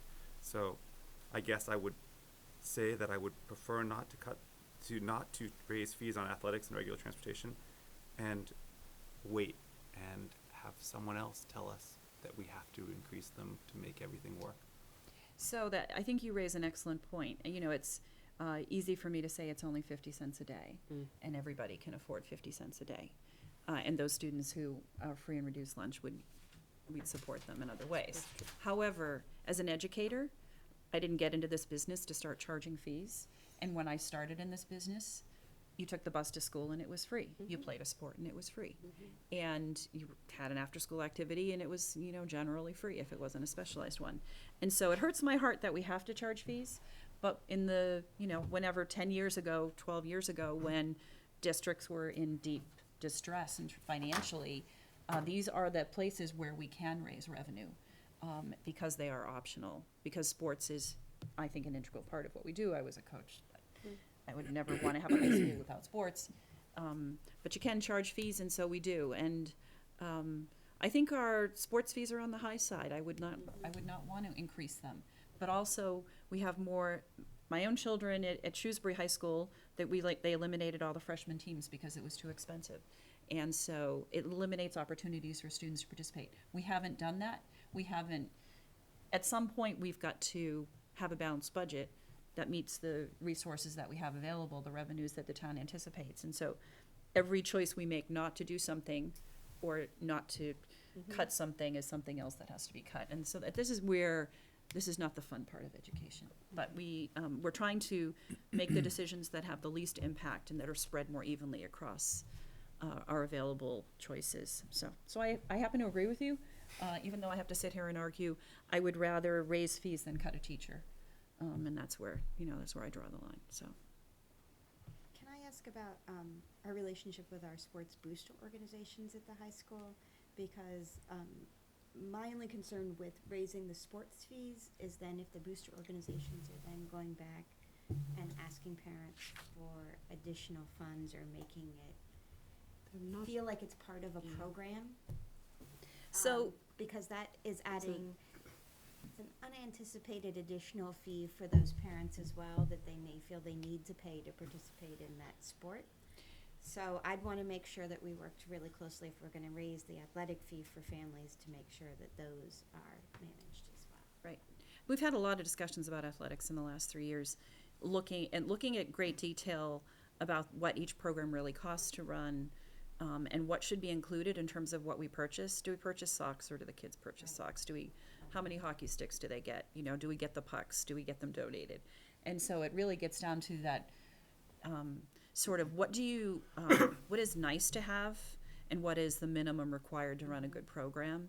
And I think most of the things that we need to run a good program should be included in our athletic budget. And occasionally, if you want a second net, if you want specialized weight equipment, those are the kind of things I would prefer that the boosters raise money for. And there are some things, you buy your own hockey skates. I mean, I think there are some things that you run track, you buy your own sneakers or your own sort of cleats for soccer. There are some things that are sort of you keep. I would like to discourage kids from being expected to buy any portion of their uniform or warm-ups. And it's always a little bit of a push-pull. So I think it's one of the things that I've suggested to Mark is that we should have ideally, this will never fly, one booster organization that could equalize the support for all the sports, and an athletic advisory board that would talk about things like fundraising and does everyone really need new warm-ups every year, and how fancy do the bags have to be that have your name personalized on them to carry your gear, and sort of the one-upmanship that happens sometimes with athletics. Can happen. And my kids did it. And I'm not pointing any fingers at anyone. It's nice to have nice things, but it's some families are really stretched. Yes. So anyway, bigger problem, but yes, important to discuss. Is there anything else on fee increases before I talk about the other recommended? I would just offer, I'm on board with an increase for the pre-K program, and I get philosophically what should be driving the increase. It's just that on a percentage basis, and I actually do like to use percentages, even though maybe Judy doesn't, and I would point out most of the finance committee does, as do many town meeting members, so I'm going to continue to operate in that mode until the end of May. But it's closer to, it's 5 or it's above 5, so that's probably something we should go back and look at. But Judy has ably in the past described the cost of our program to other peer communities, and it's really a good, strong value. So these don't seem unreasonable increases. And then, Michelle, to your question about the boosters, this is a nearly 8% increase proposed for the athletics fee, which is high and on one hand tough to swallow, but I think it's important for us to consider it because in the absence of that, this is where you get scope creep of the boosters, Yes. The booster clubs, and that really has been a problem in the past. And we worked so hard to, air quote, fix it. I mean, it's always something that needs some care and feeding, Right. and it raises its head from time to time. So almost to ensure that the booster clubs are doing what they should be doing and not what they shouldn't be doing, we have to keep pace with what it requires to run the athletics program. So some increase there makes sense to me as well. On the busing piece, they all seem reasonable, although Ellen, I do have one question for you. Sure. The proposed increase for students one-way is quite a bit higher as a percentage basis than all the other increases. I mean, Okay. it's 6.25% increase compared to like 2s and 3s. Is that just because, I mean, basically, are the one-way students paying an increase for both runs of the bus, even though they're only taking one? Is that one way to think about it? Because that bus just has to be here? Yeah, I think it's just a clean 25% on every trip, just for a. $25. $25, I'm sorry, $25 on every trip. Not 25%, $25 on every trip. Right. Just to keep it clean. In other districts I've worked in, we've only ever had one bus fee for the whole, you pay for the whole back and forth. You don't pay for a morning and an afternoon. So because none of the bus fees are all the bus fees They're are all different the same, depending yeah. upon what you're buying, as you say, to keep it clean. I'm not sure we need to. I might ask you to just look at that increase for the one-way student. It's quite a bit higher than the others. So I'm gonna push back gently on that request, because I think the time is coming short between now and town meeting. And if we go back and tinker with individual numbers, it means some of these are gonna be higher than 25 in order to reach whatever target if you approve this. And so it's cleaner and easier to keep it the same rather than making some higher and some lower. I don't know that the initial cost for the bus, either one way or two ways, was a scientific number that made much sense in term. I mean, theoretically, it should be half, right? It should be, Right. one way should be half of the full day. I don't know what the origin was of the original numbers, 9 years ago now. And so that's my only pushback in terms of how much time we have to Yeah. come I back with think there's a multiple rational proposals. basis for all of these. Another $2. Shall we talk about the other potential areas of cut, or? Do you want to do a motion? I was just, yeah, maybe. Let's just, I move to approve the revised FY19 budget as presented. Well, No, no, do that's- not second that. Wrong. What is that? well, that was sort of like a I- blanket motion for the whole thing. So Oh, we're gonna have to think on our feet and just say maybe the, May uh, I make a different Yeah, motion? thank you. That we, Sorry. I move that we approve the fee increases to the FY19 budget as presented by the superintendent and discussed for athletics, pre-K tuition, regular and after-school transportation. My phone just seconded a motion. I second. okay, any Are you discussion? breaking it down into two different motions? Yeah, Yeah, I think for clarity. So you've included all 4 of those fee increases into the one motion. yes. I have. Fair enough.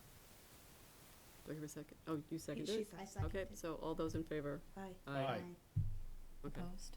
No. Opposed? Oh, I apologize. Okay. I would also point out that should resources become available before we implement this, Yeah. that this could be revisited. Or if town meeting would perhaps give us more money towards our budget, then, Yeah, If that's we what, could ask at town yeah. meeting, yeah. yeah, that's just on that. Okay, so, in terms of reduction of positions, we discussed all these last time. Question? Do we want to do that first, or do we want to talk about reallocating resources? I think probably What do we want? it's Okay. hard to know, I know. because we'll have to cut additional positions that are not new positions if some of these other things don't come to fruition, in terms of the kindergarten, Well, potentially. To be fair, we could go to town meeting with a budget that is larger than 50,272,465. Right. We're not constrained by that number. Or that's the alternative. Can I right? jump onto that very soapbox? yeah, we could vote something that's closer, but not quite what they're forcing us to take, yes. So, I mean, for the benefit of Zena and for Brian, although Brian, I think, remembers this when he was a finance committee member. So the school committee has treated this, we've approached this very differently in the past. In some years, there has been a recommendation from the finance committee that matches what the school committee voted. Maybe not always initially in January, but there's been a lot of conversation with the town manager, and through some mutual understanding and finding some resources and seeing how healthcare winds up, we really do come together in a kumbaya moment, and there's a number, and everybody, and it's good, And really. that's I great, mean, there's a yeah. lot of unanimity around it, but that hasn't always been the case. Mm-hmm. There is more and more discussion around an acknowledgement that we need an operating override in the very near future. In fact, a former chair of the Finance Committee said as much to the Board of Selectmen, I think 5 or 6 years ago. I'm amazed it's, we haven't even crossed the bridge yet. So, but we're there. And so I guess I want to zoom way out and make this observation that, as a former school committee member once said, our budget is really a fiscal expression of our values. And as Susan said, as she opened up this agenda item tonight, the number that's coming from the town manager may not meet all the needs of the system. So I can't support that. We are not responsible for our appropriation. That does come from town meeting at the recommendation of the Finance Committee, and we all understand that and respect that. But there have been times when the school committee and the superintendent have gone to the floor of town meeting and said, this is the minimum of what we need, and here's why.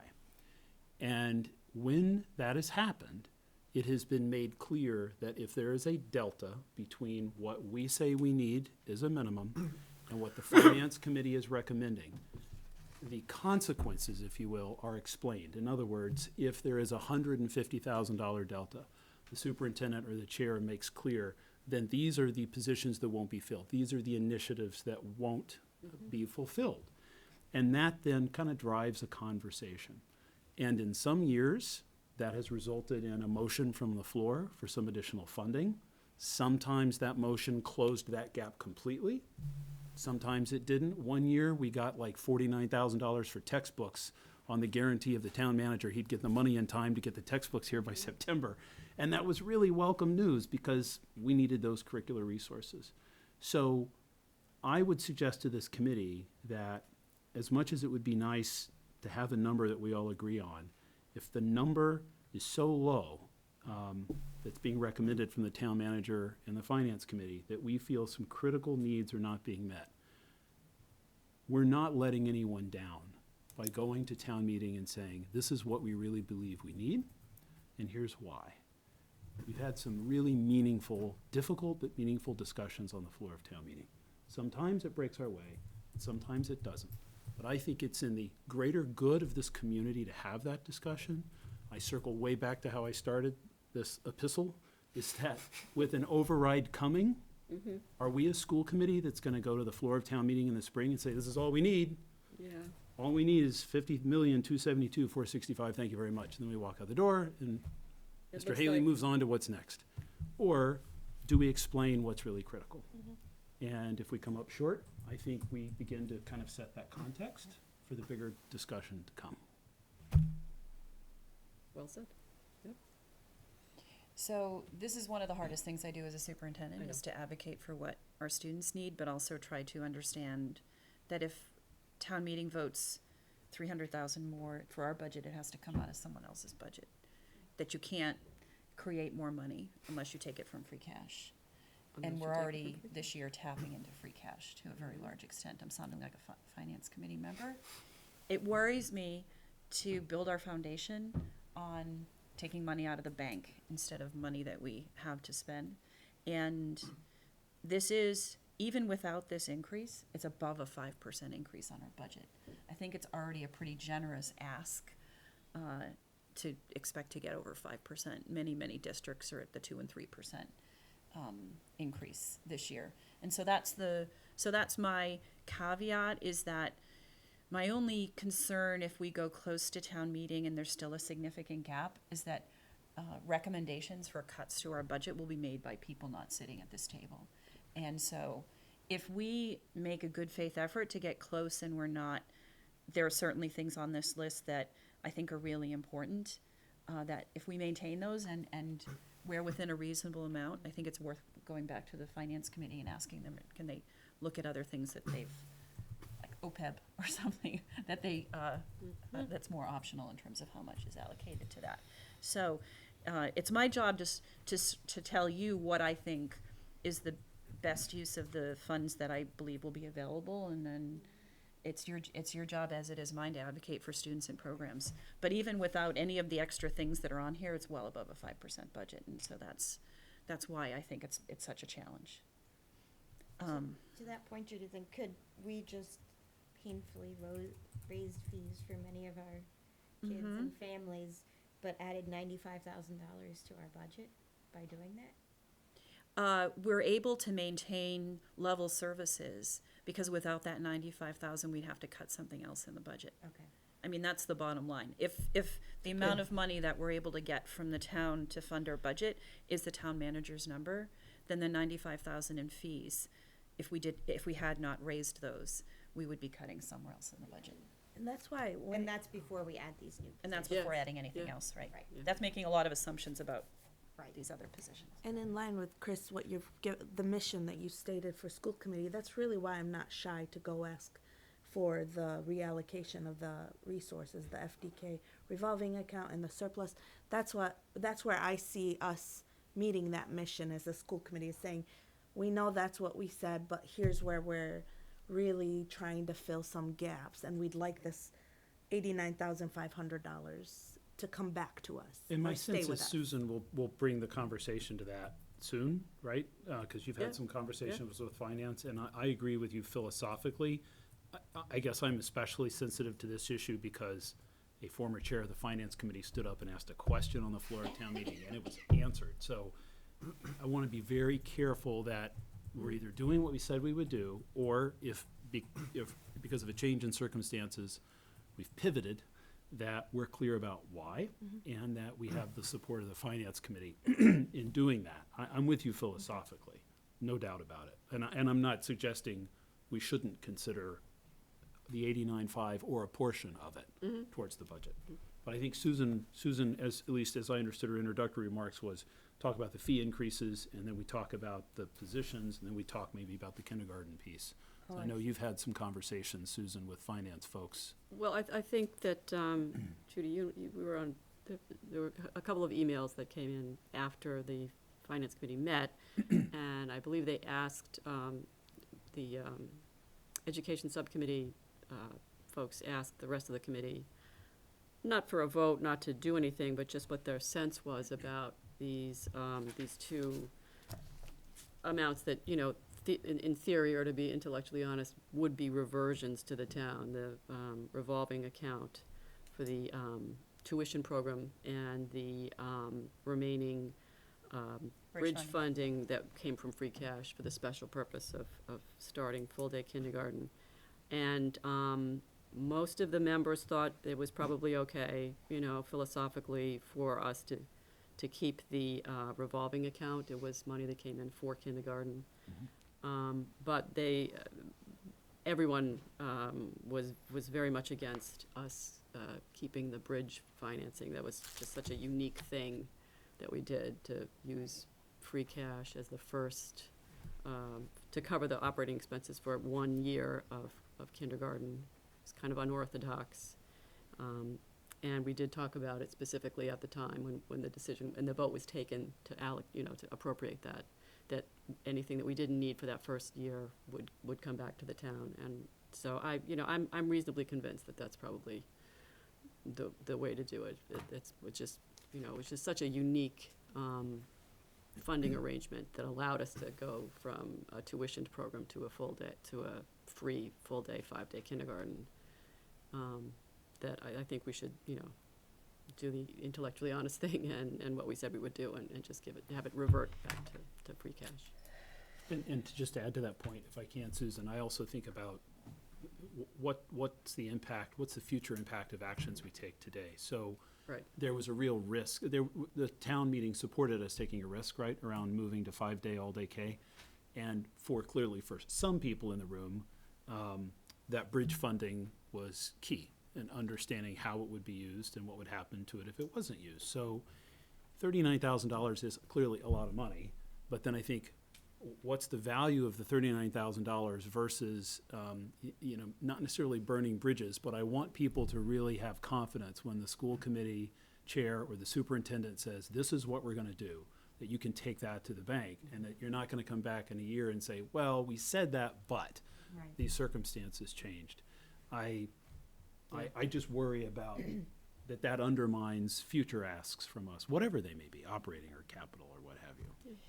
So it's better to go in 39,000 over the town manager's recommended budget and give back that money, then not.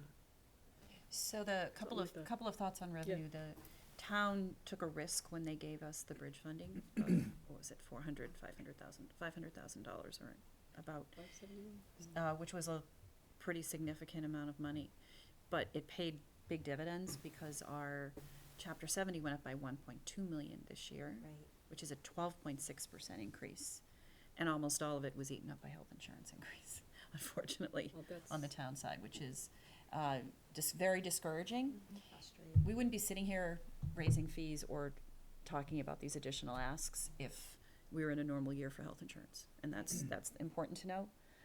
But I really do view all expenses related to the schools, whether they come on the town budget or our budget, as our responsibility. And so all the money flows into one pocket now, from the same pocket, to fund Yep. safety and schools and municipal needs. And so probably worth just going through quickly the reduction of new positions, because there is one piece of it that I'd like your advice on.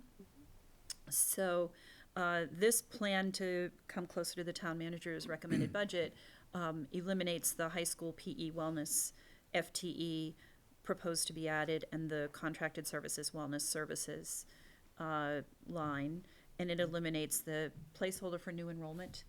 And I'll talk about the SPED out-of-district coordinator in a moment. The risk in not putting this placeholder for new enrollment is that if I do have to add a section during the summer, it will require us to make that decision earlier rather than later and adjust our hiring and restrict our hiring to folks who are on the low end of the salary scale to make sure that we're able to afford through positive variance on our personnel line an additional position, which we've done in the past. We have added positions that were not budgeted because of enrollment increases. It's always better to have it in there to begin with, but I'm recommending that we take it out, as well as the other two I just discussed. You can see that I had originally allocated $85,000 for an out-of-district coordinator, and I've talked about what I think the benefits are to that, and the ability to reduce out-of-district costs overall by being increasingly efficient, to better support in-district programs by not having all of the SPED supervisors going to out-of-district placements, of which we have several dozen. So in this proposal, I have reduced it by 20% but not reduced the whole position, with the hopes that either we could hire a part-time person or find $28,000 through some other budget line or grant to supplement this, like contractual services, by giving this person some other responsibilities that are special education related, and try to be creative with that to get the position in the base budget. But it looks like if we're going to turn the 39,000 back, which I don't disagree with because I like to keep my word, it probably would make sense to eliminate the SPED out-of-district coordinator as well. And so that I would recommend that 28,000 become 85,000 and just eliminate the position or defer it 1 year till the next budget year. So I just wanted to make sure you were aware that that was a way to close the gap a little bit. That's a 0.8 FTE. Yeah, it's a really small. Because it looks like it's a 33%. That's a 20% cut or some around, it depends on, 28 divided by 85 is, 33%, so I don't know if it's. Yeah, I was not hoping a doing- higher low. Picked the wrong night to say you don't like percentages. Yeah, you're so regretting that now. It's a salary range, right? It's a salary range, right? It's a Yeah, okay. It's a range. Yeah, got it. Yeah. I did have an economics and an English major, but I think possibly my English side is becoming more dominant. And so, yeah. Especially after I've been up since 5 this morning. I know. All right, so any other questions on this?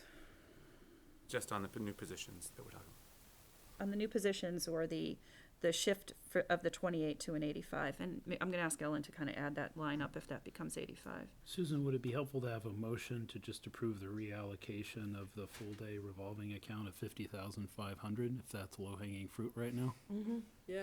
So, Frida, so moved. Second. All those in favor? Aye. Any opposed? Good. I have to practice.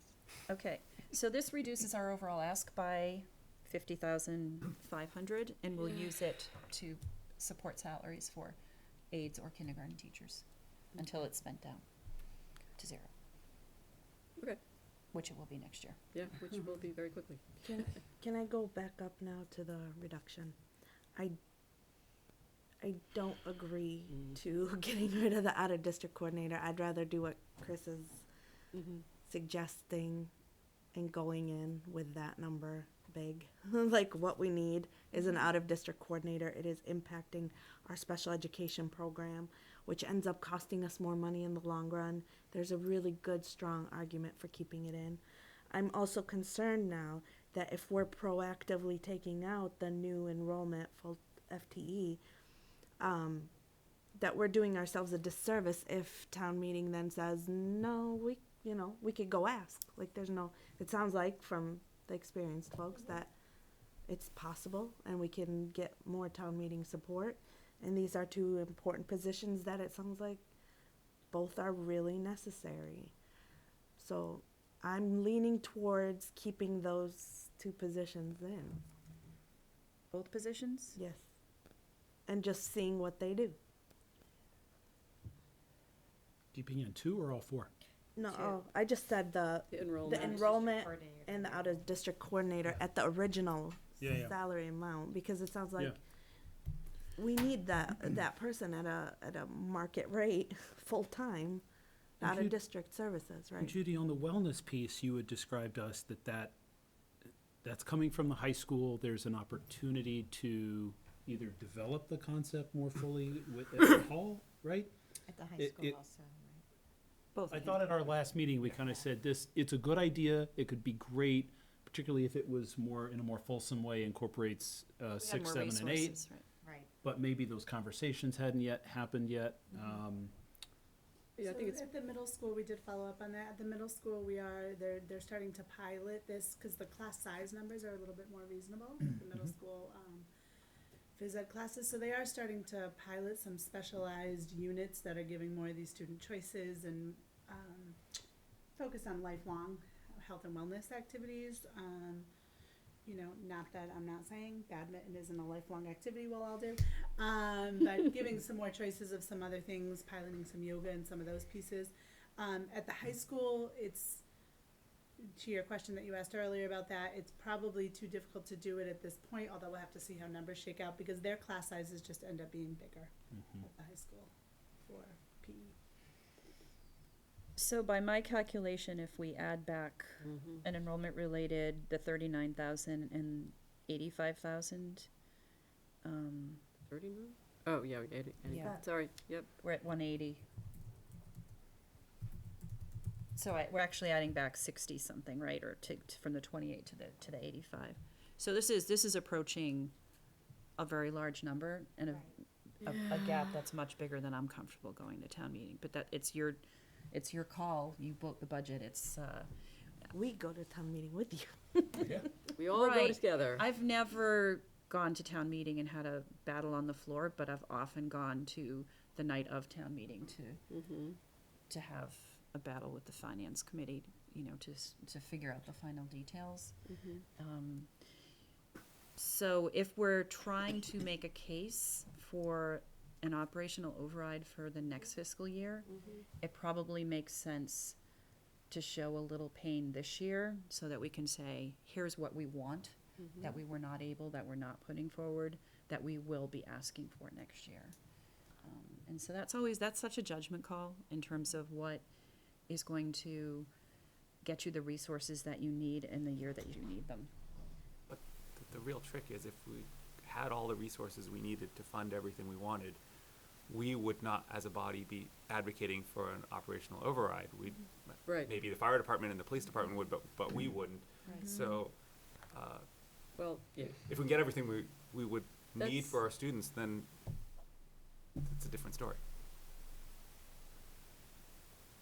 I just think if we come in with these slimmer numbers and then argue for operational override, and they're like, well, you're meeting the budget numbers you're asking for, that Now you're just being greedy, you're gonna not look as desperate as we should be looking, given the limitations on the world languages program, all of these other things that That we're have not already even been cutting cut. edge on. Like, we are so behind the times in terms of starting languages. I did it in 5th grade. That was but I had been born into a multilingual so these are not extraordinary asks, and we're having to make them extraordinary asks because we're bringing them the exact number they want to see, is how I'm reading No, I conversation. I understand that, and I am comfortable going in a little higher. I just think approaching 200,000 is a big, or 150 is a much bigger difference than we've had in the past. But Tell them it's my fault. They've never been, Judy, just for your benefit, I haven't been around to see it actually be a battle on the floor, but they've been good and sometimes difficult conversations, but always respectful Yes. conversations. And from time to time, I think it's good to have those conversations. Absolutely. if we think this is the year to have that conversation, I think that's really I think It may start the conversation. I think I think yeah. it's gonna start the conversation we really need to be having. Yes. Yes. that's it. You know, that's why you get to vote this, and I get to propose it. So, so I think Buddy I armor. actually do think that voting higher fees shows that you're making an effort to close the gap. Sure. So, do we want for Ellen to develop a number here that you're going to vote, or no, tonight? So So we can the- send the FinCom a message around. I think we should What have the a gap number is. before we leave. So you want to go forward and do some other things in the agenda, and then I'll ask Ellen to, Do we we can need come back to to this? vote that we're accepting the eliminate new wellness FTE and the new wellness contracted services only? So what, my understanding is that the consensus of the committee is that we're gonna leave in the 85,000 ask for the, out-of-district coordinator, so that, what was a $28,000 cut comes off. And then it's an $85,000 ask, that we're gonna return the 39,000, and that we're gonna keep in the enrollment-related placeholder of 56,546. But that the other things fall off the budget, unless there are other things that we'd like to make a case to keep. I just would like to, I'm sad, obviously, to lose those wellness positions, to not get them. I Yeah. want to be careful, it's not we're losing them, we're just never getting them. I'd like to make sure that when we're looking at the FY20 budget and we're looking at world languages, that we continue to focus on wellness Yes. as something that I think is really important, and I think people are saying it's really important. I just don't want this to be lost here and then just lost to, Yeah, the we sands need, of time. we need both. Yeah, so. So, I agree. right, so my concern about the FY20 budget is, even without adding a single new program or an initiative, that our base budget is not gonna be sustainable with the resources that we have, given that we'll have new employment contracts, and given, that we're funding some things here that won't be in our base budget, that we're funding from other sources. So the increase is gonna look higher in FY20 because of the choice to use the kindergarten or to do some other things that we've done. So it's always any decision you make has consequences, a complicated process. But what you vote, to answer your question, you vote a new bottom line budget, Okay. which is what town meeting does for us too. So that when town meeting votes, they don't say, I'm voting to support wellness. The school committee gets to decide over the course of the year how we use the 50 million. And I would love it if it turns out we don't need that extra FTE for Yep. enrollment growth. I got a head and a heart about this. My heart says, gee, it'd be nice if we didn't have to. My head's telling me, based on our history and going through the master plan, I think we're gonna need it. But is it fair to say, Judy, that, when you're trying to hire people, there's a prime season to be advertising? But to the second item on your list, which is the wellness contracted services, might that be a play you could make if you don't need that FTE when kids are actually registered and school's starting up? Might you be able to use those resources on the contracted services, which would free up the school psychologists, right? That was the idea? So Because they're co- tied up in testing. So contracted services, we're kind of in transition. I think if you go back, I had not asked for this in my budget, but the goal was to have a school adjustment counselor at every school, in addition to the school psychologist, to provide support for students and families, more counseling support, and wellness support. And psychologists are often tied up in special ed testing. So this was a small step towards pushing more services into one of the schools or two of the schools, depending on the need. Sometimes you need a behaviorist to work with teachers because some kids really have struggles there, but they're not special education eligible students. And sometimes you need social work if you have a number of students who are having a lot of family difficulties. So I do want to remind you that the new wellness position and the wellness contractual services were added by school committee and were not part of my initial budget request. But just to get back to my question though, because the concept was contracted services, so theoretically, so that's different than just going out to School Spring and trying to hire someone. Right. So if it should be that we don't get the enrollment, or it's spread out in such a way you don't need to hire that extra teacher, could those resources for the extra teacher, FTE, not be applied towards the contracted serve? There may be an opportunity to fill that, right? Sure. I mean, we could do a budget transfer for sure, from personnel to expense. The likelihood of, if we have an FTE in the budget, it'll be used for enrollment because the high school will want to add extra sections. Right, because you have that wager with Dennis. Because Dennis thinks we're going to have 1,400 Still kids. hasn't told us what you're wagering, though. Okay. The other thing that we hadn't, and this is kind of late in the discussion to throw this out there, but something we're not talking about now is technology. And over the past few years, we had been trying to add $50,000 to our replacement budget to be sure we're continuing to roll out technology, which we haven't completely done yet because, it's just how it has worked out. And, you do have to replace devices when they fail and projector equipment and so forth. But, we're going to talk about that a little bit later, but, that's another thing that we have to protect and really fund according to the real need as opposed to just some dollar amount that's kind of arbitrary, so. Right.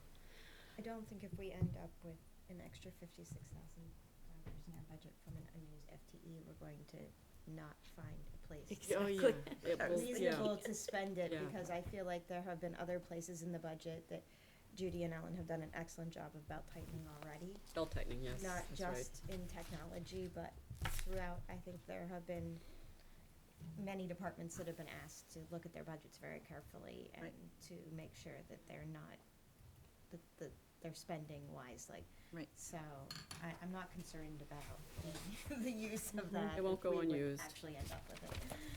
So Ellen, do you have any sense for the bottom line yet? Yes, I do. So with the reduction of the wellness FTE of 56,546, wellness contracted services of 41,666, utilization of the full day K revolving of $50,500, and decreasing the budget by increasing fees for $95,698 would bring us a total reduction of the budget ask of $244,410, bringing us to a new revised budget request ask of $50,396,740, which would bring us $124,275 over the town manager's recommended budget. Excellent. And what about, and I'm sorry, you may have said this and I missed it, what about the adjustment to the out-of-district coordinator salary? I took that totally off. We adjusted it back to the original 85. Okay, you just went back to your original baseline. Okay, Yep. Jen, do you wanna- that's why I was reaching for. Can you give us the last couple of numbers one more time? Sure. The total and the delta? So you had voted 50,641,150. Yep. Removing the wellness FTE of 56,546. Okay. Removing the wellness contracted services of 41,666. Reducing the budget ask by $50,500 for the utilization of the full day K revolving monies. Further reducing the budget by $95,698 to be made up by the fee increases. Brings us a total budget reduction of $244,410. Yeah. Giving a revised budget request of $50,396,740. 40, okay. 40. The town manager's recommended budget was $50,272,465. and that would bring us to $124,275,000 over the town manager's recommended budget. And Jenna's verifying my numbers also. It's pretty good. I see Frida was taking furious notes. So I'm happy to move to approve a revised FY19 budget as presented by Ellen in the amount of $50,396,740. I second. Oh. Okay. Zena beat you. As I saw it. More money. Any discussion? All those in favor? Aye. Aye. Thank you very much. Okay. Make sure the FinCom knows we're closer. I appreciate all Closer. your hard work. This I is have to so run to very Win- painful. I gotta run to Winchester High School. Thank you. Thank Thanks you. for staying late, Chris. Yeah. Okay. Yeah, we need a seventh inning stretch after that. Meh. But Right now, we've got budget That's- transfers. that is not to happen. Yes, budget transfers for the current year FY18. So why don't you just, I can jump in. Do you Jump have anything to hand out for this or no? Okay, so I did have, in addition to what you were gonna vote, I did have another additional budget update. Due to some time constraints, over the last couple of weeks, I was not able to have everything done for the school committee packet, in the way I had hoped to. okay. But, so the first item was, I had back, in the beginning of March, I started going through the budget, and doing budget cleanup, if you will, with the lines that, I knew were deficit, I had previously identified the funding sources for those. Also, in preparation of knowing that there was going to be, a deficit in special ed transportation for the end of the year, I wanted to move those monies into the appropriate, budget lines and just start getting ready for some additional projections to be done, late March, early April. So in front of you in your, packet was the, request to approve the budget transfers. And those are, included in here. I also provided copies of the budget transfers that had been done, that had been approved by school committee in November, January, and then the ones, that I'm requesting be approved for April. And the bulk of these were to, correct a deficit, provide the appropriate funding transfer for a deficit in special education professional services, as well as to allocate money in preparation for there being a deficit in special education transportation for through the remainder of the year. So those were the drivers behind this. So I would ask that you approve this, and then I can further explain the additional budget report and summary that had been emailed out to you yesterday afternoon. So, what we're looking for is for the total for the transfers, I don't have a total for this. The total for the transfers was actually a net zero, because it was Okay. transferring from one line to another, Okay. keeping everything neutral, if you will. So Ellen's looking for a vote for pages 32 in your book, 32 to 34. For the Correct. adjusted, transfers between lines with a net effect of zero, because what we always try to do in the budget transfers, and this is a new practice for us, is to not let any line go below the budgeted amount without identifying a source of funding from somewhere else in the budget. Keeps us honest and helps us to track in a way. In previous years, there was only a single budget transfer each year.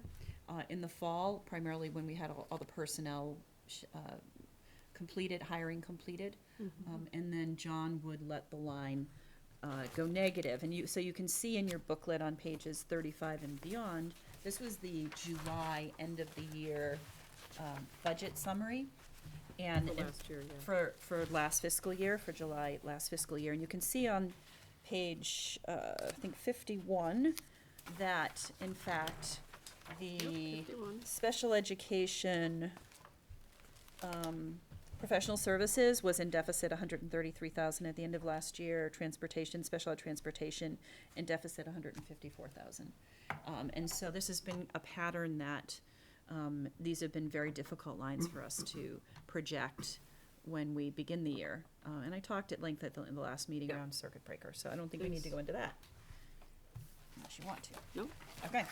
So what we're looking for first is just a request to approve the budget transfers for April. Unless you have any specific questions on any lines, we'd be happy to entertain that too. I don't have a specific question about any line, but in general, can you just sort of 10,000 foot level, what are we losing in order to make up the deficit? We're moving from line to line. I see computer repairs has a big, what do we no longer have? And is this something that we also want to be highlighting at town meeting, that we're doing these transfers? It looks like everything's balancing out net zero, but in fact, we're losing, I don't know what we're losing. We're losing a lot of things. Right. So part of what was emailed out yesterday as a PDF was a budget summary, and I have extras here if you'd like a The copy. 2-page. It's a Yep. 2-page budget there's a- summary. And then there's the detailed one also that came to you. Yep. Oh, You can share. So in general, what I would say is that most of the transfers were personnel lines. Because we have 700 employees, there is sometimes a positive variance over the course of the year. Sometimes at some school levels, there is a loss in terms of personnel costs that exceed what we had budgeted. So if you look on the document that is the summary document, you can see that, let's go to the individual school levels, that we're projecting to spend 54,000 less than budgeted for personnel for the high school, but that we're spending more in expenses. McCall, there's a positive variance for personnel, but then Ambrose, there's a negative one, and so forth. So it really, overall, the amount transferred into the special education accounts, most of it came from personnel savings. Either projection for steps and lanes that wasn't used, people didn't get an additional degree, or we hired lower than we anticipated, we had more retirements than we anticipated, or folks left. But there are a couple of categories where we cut that will have to go up again in the future. We had when you open a new high school, you have some savings on things like repair, because the equipment is all new, furniture, those sorts of things. And so some of those lines were reduced. The main reduction was in the area of technology.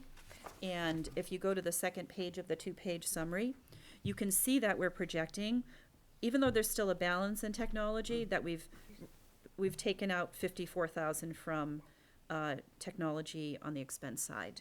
That if there were something that I would, if I had additional resources, that I would make a different choice, is that I'd put that technology back in and make the purchases that we had planned.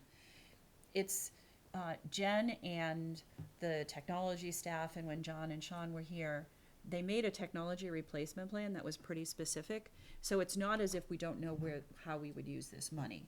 It's not sort of a to be determined if a device breaks.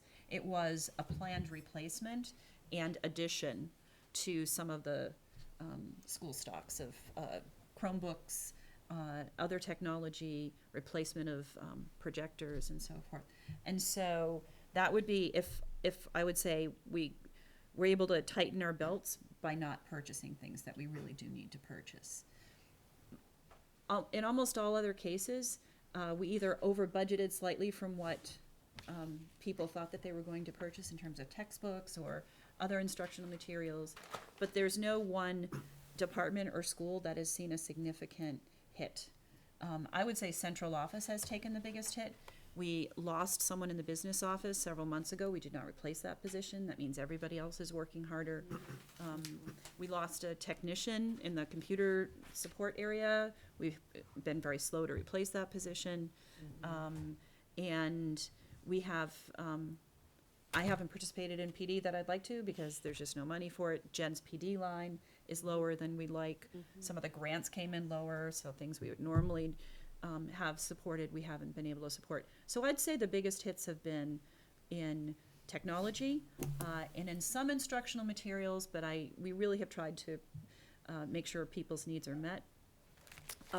In professional development and in sort of support services. Jen, is there something else that you've noticed this year that's been, because we've been tightening the belt here? No, I think that hits the high areas, and again, I don't want to belabor because we all know the points, but to Judy's point, we really do have a very thorough plan, and it is, you know, we have projectors that are 12 plus years old in classrooms, so it is what it is with the budget, but again, people just need to recognize those things won't be replaced with our current funding for next year, so, or this year. That's very helpful, actually. Okay, Yeah. but, Helpful, yeah. so that's sort of the big picture. Yeah. What I wanted to show was a good faith effort to close the gap. But that, I guess this kind of leads into, before you vote the transfers. One of the things that we need to go to town meeting to do is to ask for either a reserve fund or a stabilization fund transfer back into special education. And there's 300,000 thereabouts in the account. We have to give them a number. If we ask for too much, then theoretically, it reverts back to free cash, thereby reducing the potential future use of that stabilization fund. So we want to ask for the right amount. What Ellen and Susan and I talked about today is possibly asking for $157,684, which represents the technology cut and the circuit breaker underfunding. And so that's the part of the circuit breaker underfunding, the 65 to 75% variance. And what we would do then is take that money and use it to support special education shortfall and put some money back into technology and right away purchase the devices. So that's the plan, and we wanted to get your feedback on that plan. Yeah, when you're sort of tightening your belt to cover an anticipated final amount for special education or for, you know, a shortfall, you know, you're not doing during the course of the year the things that you planned. And I think talking about technology, focusing on that kind of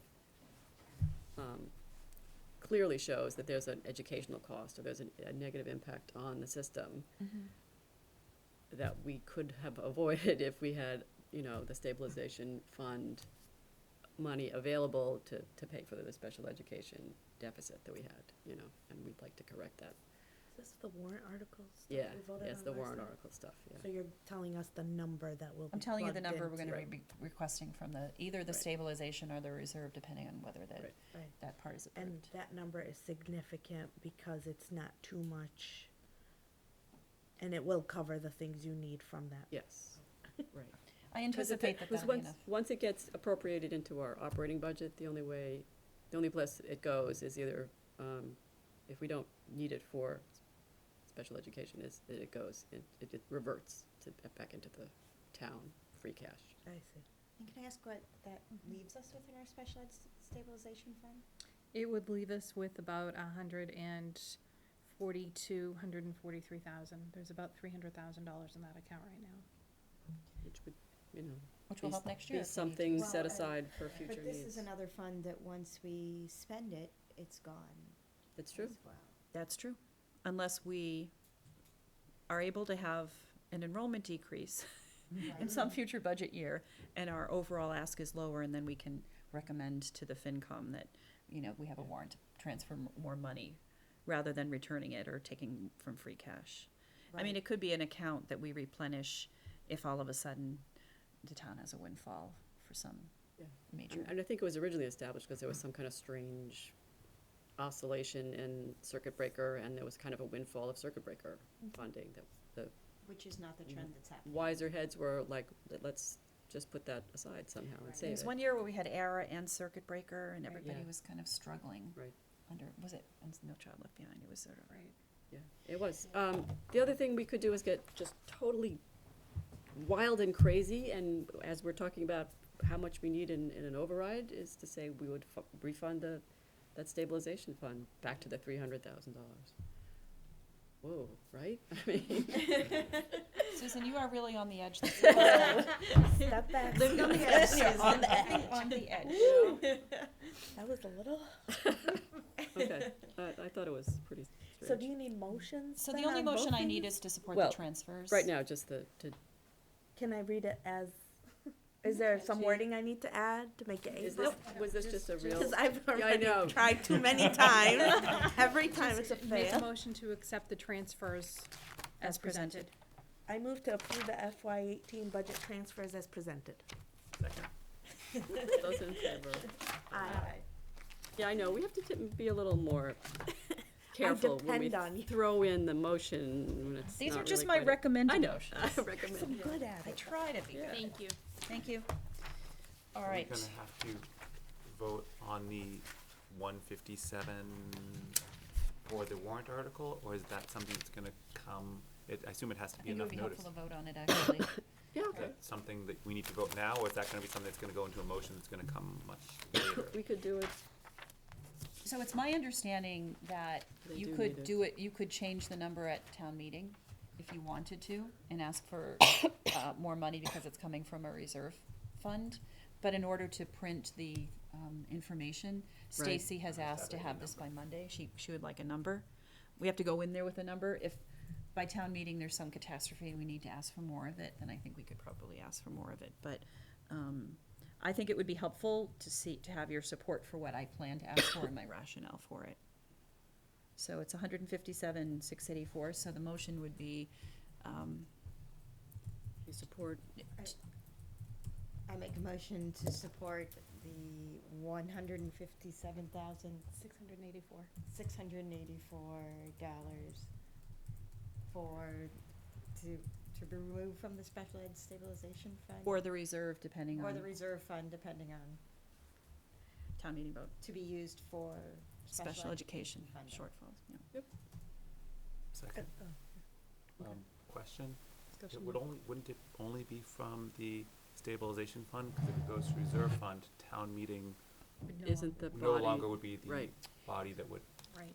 Right, Assess that. so the order of the warrants is that the stabilization fund transforms. So there are three potential. One is to remove it from the existing fund. That only happens if 1 and 2 don't pass. Right. So if the new kind of fund is created that allows for more flexible use, not requiring town meeting approval, and then the money in it is moved into that fund, Okay. then whatever This- amount we take this is- out will be a later vote. So this will not take place. If 1 and 2 happen, this won't happen. We will go before the select board to. Correct. Yeah. Yeah, you'll vote it and then ask the select board to approve it as So it's well. only coming from the reserve. It fund. would come from the reserve if the reserve fund is created and the money is transferred into it. We need to transfer money into it. Yeah. Okay, got it. Okay. That's just one more question. Are you gonna ask me, do we Oh, need to do we need transfer to- the whole do we amount? No. I was just gonna ask, like, We haven't let's voted say yet. there's magic and holidays and all good things, and they fully fund our circuit breaker? Mm-hmm. Do we still need this? So, I believe we will still need it. Okay. If you look at Ellen's, best case scenario, we're at $70,000 at the end of the year if everything were incredibly rosy. The reality is I had a request today for an additional teaching assistant for a student and so there are a Special ed of special teaching, yeah. education Yes, placement. these things So- change all year, yes. If more circuit breaker money came in, that can go into a circuit breaker fund and be used to offset the ask for next year. Okay. And so you can retain it for a year after it's been received. Can I throw one thing in too that sometimes is a cost between special education and EL that people don't always see, but for instance, we just did an IEP translation that's probably gonna cost us $3,000 or $4,000 just for that one translation, so that's another cost that ends up being unanticipated. Huh. It can be very expensive and falls between those two mandatory lines that we have to pay, so. Right, and that is a budget line, and Jen brings up a very good point, is we've had to increase that line already, twice this year. Transfer into it already. Okay. Yeah. All right, so we had a motion. We didn't ever vote. And we yeah. never voted, so We seconded it. though. we did second, so, Brian. Brian. I'm sorry, I didn't hear. so, all those in favor? Aye. Aye. Okay, Okay. thank you. So, no opposed? So I'll have, so Ellen will let Stacy know. You're looking at me? Just wanna make sure. Ryan, don't be shy. All right. So the rest of the All right, sorry. agenda should be, so the next is regular transportation. Yeah, the transportation bids. Trying to give Ellen a heads up. Yep. Yeah, I was gonna email Stacy. So, on March 21st, we received the bids for transportation services. The bid had been put out, earlier in the month of March, and I'd like to thank Michelle Bergstrom for being the school committee representative, to sit on this with me. It was, a great, experience for both of us. We did have one bidder respond, and that is our current vendor, North Suburban Transportation. Because Mr. Devine was the, North Suburban was the only bidder and determined to be the most responsive and responsible bidder, I was able to also meet with him and try and further negotiate the cost of the contract, and I was successfully able to do so. So on page 56 shows what our current rate is, what the bid amounts submitted were, as well as what the negotiated prices were. So the contract would be between the town, with Mr. Howard being the signer of the contract, and North Suburban. However, I am requesting that the school committee vote to approve, recommending moving forward with the contract for North Suburban for regular day transportation. And that's a 3-year contract? It would be a 3-year contract, yes. I move, can I? Okay. I move to accept the bid and negotiated rates as presented from North Suburban Transportation for Education Transportation and request that the town manager award this contract accordingly.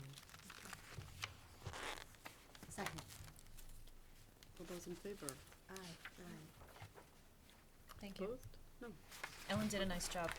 Yeah, the next item is for the athletic transportation.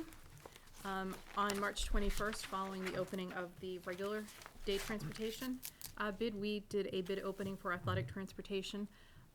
There was again one bidder, North Suburban Transportation, who is our current vendor.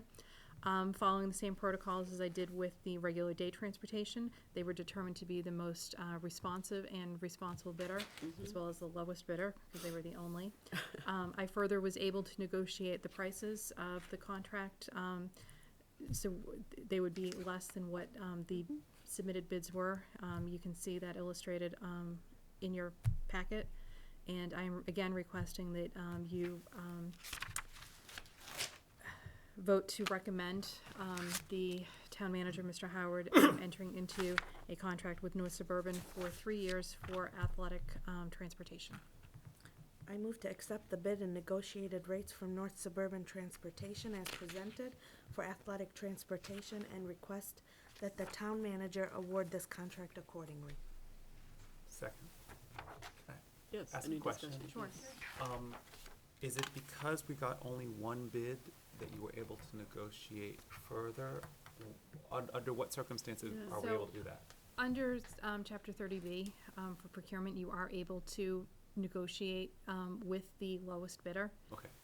Once they have been determined to be the most responsive and responsible bidder, Okay. with North Suburban had, and they were also the lowest bidder. Okay. Which is why when there's no other variables, I felt comfortable entering into a negotiation with him as well. That was well done. Thank you. Thank you. Yeah, she did a good job. So that was the discussion? That So- was my entirety of my Okay. discussion. Yes. All those in favor? Aye. Aye. All right, Thank you very much. good. Traffic study. So the, this is going back and forth.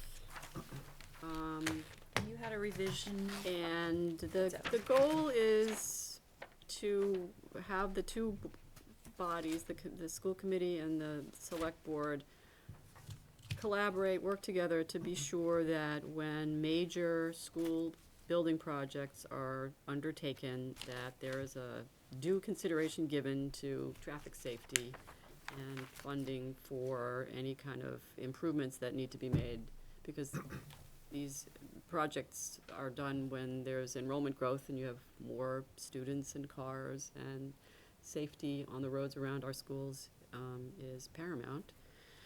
And we don't want to leave out traffic safety when we're doing a building project. So it started out being rather prescriptive, and it became a little more aspirational and collaborative as the rig drafts were done. And the only change, that it was made at the last minute when I think they voted it last night, the board did.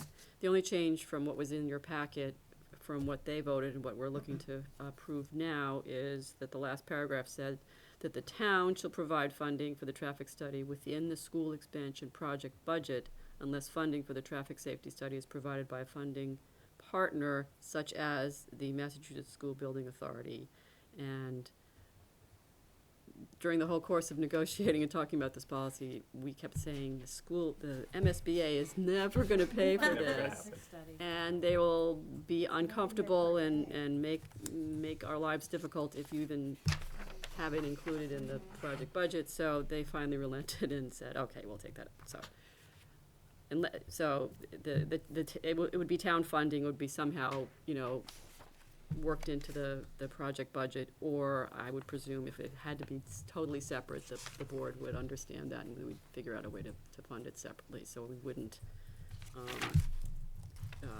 violate or get, raise any hackles with a funding partner like the MSBA, so. Or Safe Schools, Roots to School grants, or one of those. Right, Yeah. something like that, we could figure something out. So, I'm comfortable with this being a policy that, we support and we, both the select board and the school committee support and adopt, I guess is the word. But it's their policy, right? It Yeah. doesn't go in our policy. It's not really our policy. So I guess we would support it. Vote to support. Support. Yes. Couple of small concerns Yeah. and one big concern. Yeah. The small concern is the definition of traffic includes taxis, but doesn't include motorcycles. I don't understand why it's so specific to include taxis. It doesn't include Uber. I just say motorized and non-motorized vehicles. Why are we? But that's a small point. The big point is projects that will accommodate a higher student enrollment. So cafeteria expansion, would that, if McCall, all we were doing at McCall is expanding the cafeteria, that would be a major school expansion by the definition of this, I believe, because it would accommodate higher student enrollment. So therefore, we'd need to do a traffic study if we had a larger cafeteria. Anything that accommodates a higher student enrollment, it seems like that's not necessarily what they're getting at, but but because it's defined up front here, we would have to do it. Well, they would want a traffic study, I think. Will accommodate. Excuse me. That's one point, and the other point, which I think I know what it means, but the very last paragraph, it says the town shall provide funding. We define what schools mean. We define what major project. We don't define what the town means, and why I say that is, does that mean that if we go to Capitol and request funding for something, that we also have to be requesting funding for this traffic study if we wanted, or is it going to be a separate? Where is that money coming from, I guess is my question. It's the town, seems fairly generic. So those are my two concerns. I don't know that they're significant, but. I didn't draft this, so. Well, I mean, And those are good points. I don't know. that is, but for this one, doesn't construction of new schools, construction of additions to existing schools, reconstructions of existing schools, if they'll, but doesn't that like, so a cafeteria isn't within that definition? Might be considered a reconstruction of a school. Right, because it's of existing schools as if it's the entire building, it sounds like. Right. So this gets in the weeds, but Yeah. the, whether or not we do anything to McCall Middle School, we're going to have more students there. Precisely. So it's not the project that generates additional enrollment. I think the intent might be, if you're gonna redistrict and you're going to put a big addition on a school, that might generate additional traffic, so it would require a traffic study. But on the other hand, I don't think it's on the school department to determine project by project, whether a traffic study is required. It really is a Board of Selectmen a select board policy. Right, traffic is a select board That's a select board responsibility, so they would be the ones to determine whether or not the projects that we're doing would merit So a it's traffic just study. superficial that we support it. I think it's a goodwill Yeah. support, Yeah. rather than a, commitment of funds or energy on the part of the school district. I think that's true. That's, yeah. And I think that the intro to the policy kind of protects us too, is that it has to be the school committee and the select board together making the recommendation as well. Oh, it does say it is Does the say the word policy policy. of the school committee. And the select board. Yeah, but it makes it a policy of ours. We have like an athletics policy that references other town committees as well, select board. Do they have to vote to approve or vote to support? It'll It matter doesn't that we're appear in changing their it. policy manual, only in ours. That's true.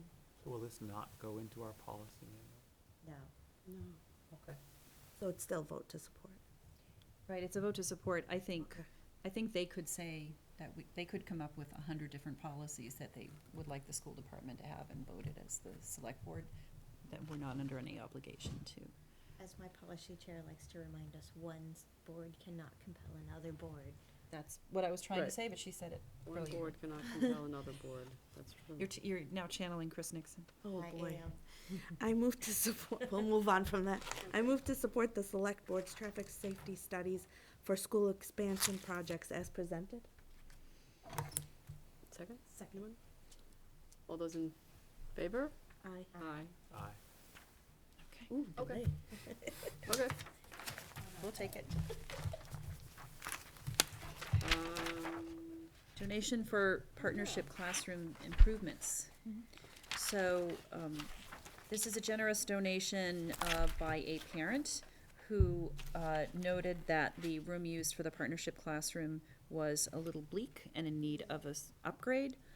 So she partnered with Sherwin-Williams, who sponsors National Paint Week, where a deserving community project is selected by a team from Sherwin-Williams to prep and paint the space. There'll also be some installation of some plastic laminated cabinets with locking doors and adjustable shelving, and the total cost of the project is estimated at $13,350. So you are required to accept the gift, if you would like to. Wonderful. yeah, it does. I would move that we accept with gratitude $13,350 donation from JBC Real Estate and Design, Sherwin-Williams, and Westcor to donate their time and services for the renovation of the partnership program space at Morocco Elementary School. Second. All those in favor? Aye. Aye. Thank you. And then we have a trip. Yes, so next is the Latin Club trip, which is in your booklet on page 68. This is an overnight trip to Barnstable, Massachusetts. The Latin Club will be traveling from April 27th to 29th to participate in the Junior Classical League State Convention. And the details are included. It's an approximate cost of $200. Includes 2 nights, all meals and snacks, transportation via bus, registration fee. Students will be able to use approximately $150, which they have raised, to offset some of the cost of the bus to Barnstable and back. And we appreciate that they chaperones pay their own registration fees. Are those school days? During Believe the vacation? That's what I'm trying to Are decide. not during vacation. Just one school day. They're returning on, they're leaving after school on Friday and returning on Sunday afternoon. It's a weekend. It's a Giving weekend. up their They're weekend all- too. Okay. I'm- Yes. I move to Question? approve the overnight field trip, to Barnstable, Massachusetts as presented. We'll second that. All those in favor? And final item before the sort of the chair report and superintendent report. This is acceptance of gift from John and Mary Murphy Foundation for the International Festival at Lynch School, which I had a chance to attend. Yeah. And it was delightful. $1,500. Yes, I move to accept with gratitude a gift from the John and Mary Murphy Foundation in the amount of $1,500 to support the 6th Annual International Festival as presented. Second. Those in favor? Aye. Aye. Thank you. So, chair report, I'm the school representative on the EFPBC, and I just wanted to make you all aware that we're very close to closing out the high school project. We're looking at unmet things that were, Unmet needs. unmet needs, Additional requests. additional requests. I can do it. I really can. Okay, sorry, try to help. That were identified as we went through the process of some value engineering, and one of the things that was presented to us was a need to support finishing the lights at the turf field on Skillings. That turf field area was part of the high school project. That we had some money in the budget to do very minimal, just a little bit of regrading, a little bit of topsoil and grass seed. Now that the town has done all the remediation and the culvert and we had a separate override vote to fund the turf field facility, the town has found some money somehow to put in the bases for the lighting, to have lights on that field. And the board asked if we could, if the EFPBC would support, essentially reallocating the money for the Skillings field to go towards the lights. The $100,000 was the amount that the EFPBC voted to do, to reallocate for the lights. It's 100. It will take a lot more to actually install the lights. They're thinking more in the neighborhood of $400,000 to $500,000. So that, just using this $100,000 is kind of a share of getting that done. It would help us, help the school department to have lights there, as we have a later start time and later time for athletics. And, it would be a nice town amenity to have a lighted baseball, softball field and multi-sport infield, with the two outfields converge there. So it just seemed like, the right thing to do, and the FBC voted to do that. Of course, we're gonna have to figure out, see how long that, if the other money is not forthcoming, we would, need to take it back, but we'll see. So that's just an update on that. And then the other thing I wanted to mention is, in addition to the Cable Advisory Committee, we have to get together at some point and figure out our subcommittee assignments and our liaisons, and I'd like to do that soon, or do some of that soon, because it'd be good to get out to talk to the parents associations, and there's a fields master plan process going on. It would be nice to have somebody on participating in that. So let's do that soon, is all I wanted to say. Can I ask a question? How is it done procedurally that we meet to get it done? Well, Do we need the to do policy says that the chair will appoint, but a few years ago, when I was fairly new, Cindy was the chair, and we had a big meeting where we talked about it, and, we want to get people's, feedback on what they want to do, and what they, can contribute, and what they, are looking to do that would be new, So I don't want to just, I don't think any of us would want to just arbitrarily say, well, you're on finance, anything that has to do with finance, and or anything that has to do with law, and, we'll just, let's have, let's think about our workload and how to be the most high-functioning committee that we can. We can schedule a working meeting to do Yeah, that. we're that, right. outside of- Yeah, or just do it at the next school Right. meeting. Either way, yeah, I think, but again, we always seem to have these long meetings, so maybe a working meeting just to do that would make sense. End of my report. Can I ask you a question Oh, yeah. about the FPBC? Yeah. Did you discuss at all using any of those funds for the gymnasium floor, which also was That was not- on the list, an Okay. unmet kind of need. Well, it wasn't really an unmet need. It Yeah, was, exactly. it was something that I think people, when we were talking about renovating the high school, that floor had been done relatively recently. And so it was sort of strategically left out to say, no, we're not gonna just rip up things that we've already fixed and waste money that way. We're gonna, the gym floor is fine, but then that was at the start of the discussion, and then years and years and years go by, and it's really close to the end of its useful life, and it wasn't a great floor, unfortunately, high-quality floor to begin with. So, yeah, Judy did talk about that at length with the EFPBC. I will say that I'm worried about trying to go before Capitol, which I was Yes. on 3 weeks ago, Okay. asking for money for a floor in a brand spanking new high school. Mhm. I feel like that might get pushed off. So, Yeah. whereas lights were sort of beyond the scope, so I feel like Yeah. if we're going in for money later on, I think the floor is going to be a harder sell. So if we have money left over from the project that would have included the Mhm. project as a whole, I realize I'm not in the FPBC, but Mhm. just worried about how to get that money later on when I need it. So that's my 2 cents. So the EFPBC is next meeting, is it May 6th? It's in May. The first Wednesday in May. We're gonna meet at the high school, we're gonna tour the gym, look at the floor. There are some funds remaining in the project, and we need to get a better sense for the true cost to just replace the floor with a composite floor or reorient it as has been requested by the athletic director.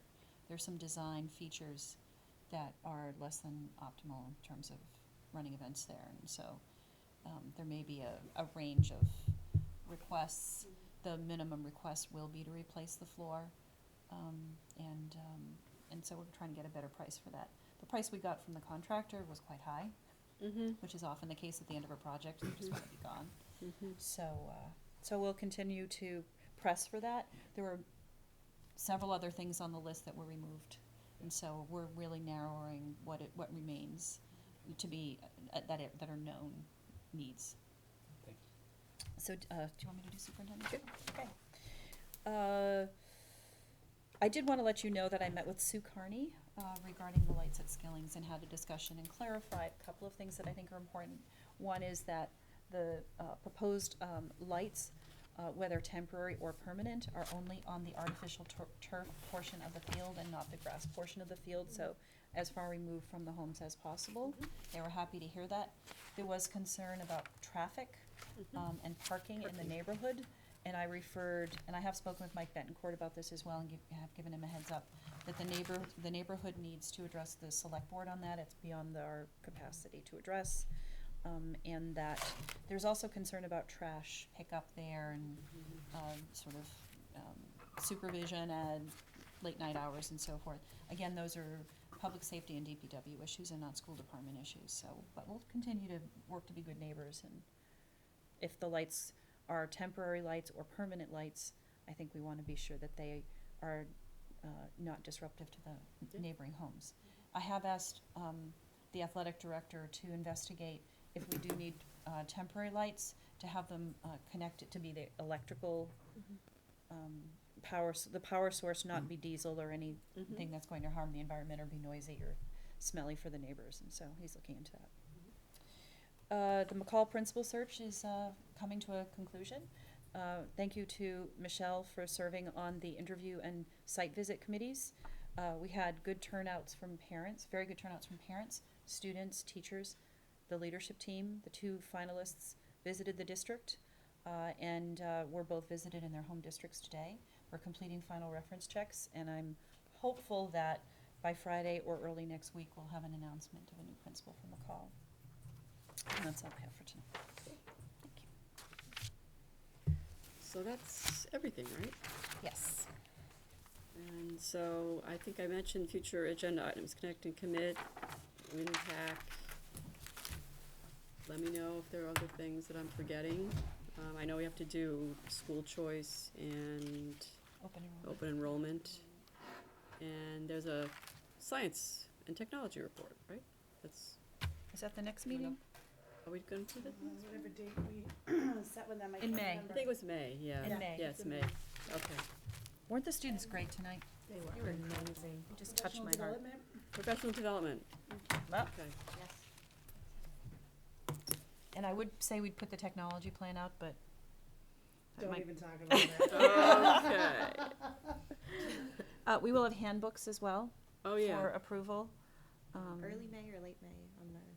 I need to talk to the principals. I'm thinking probably the 22nd. Okay. I think that's it. Okay. So, A motion to adjourn? Move to adjourn. Second. All those in favor? Aye. That was long.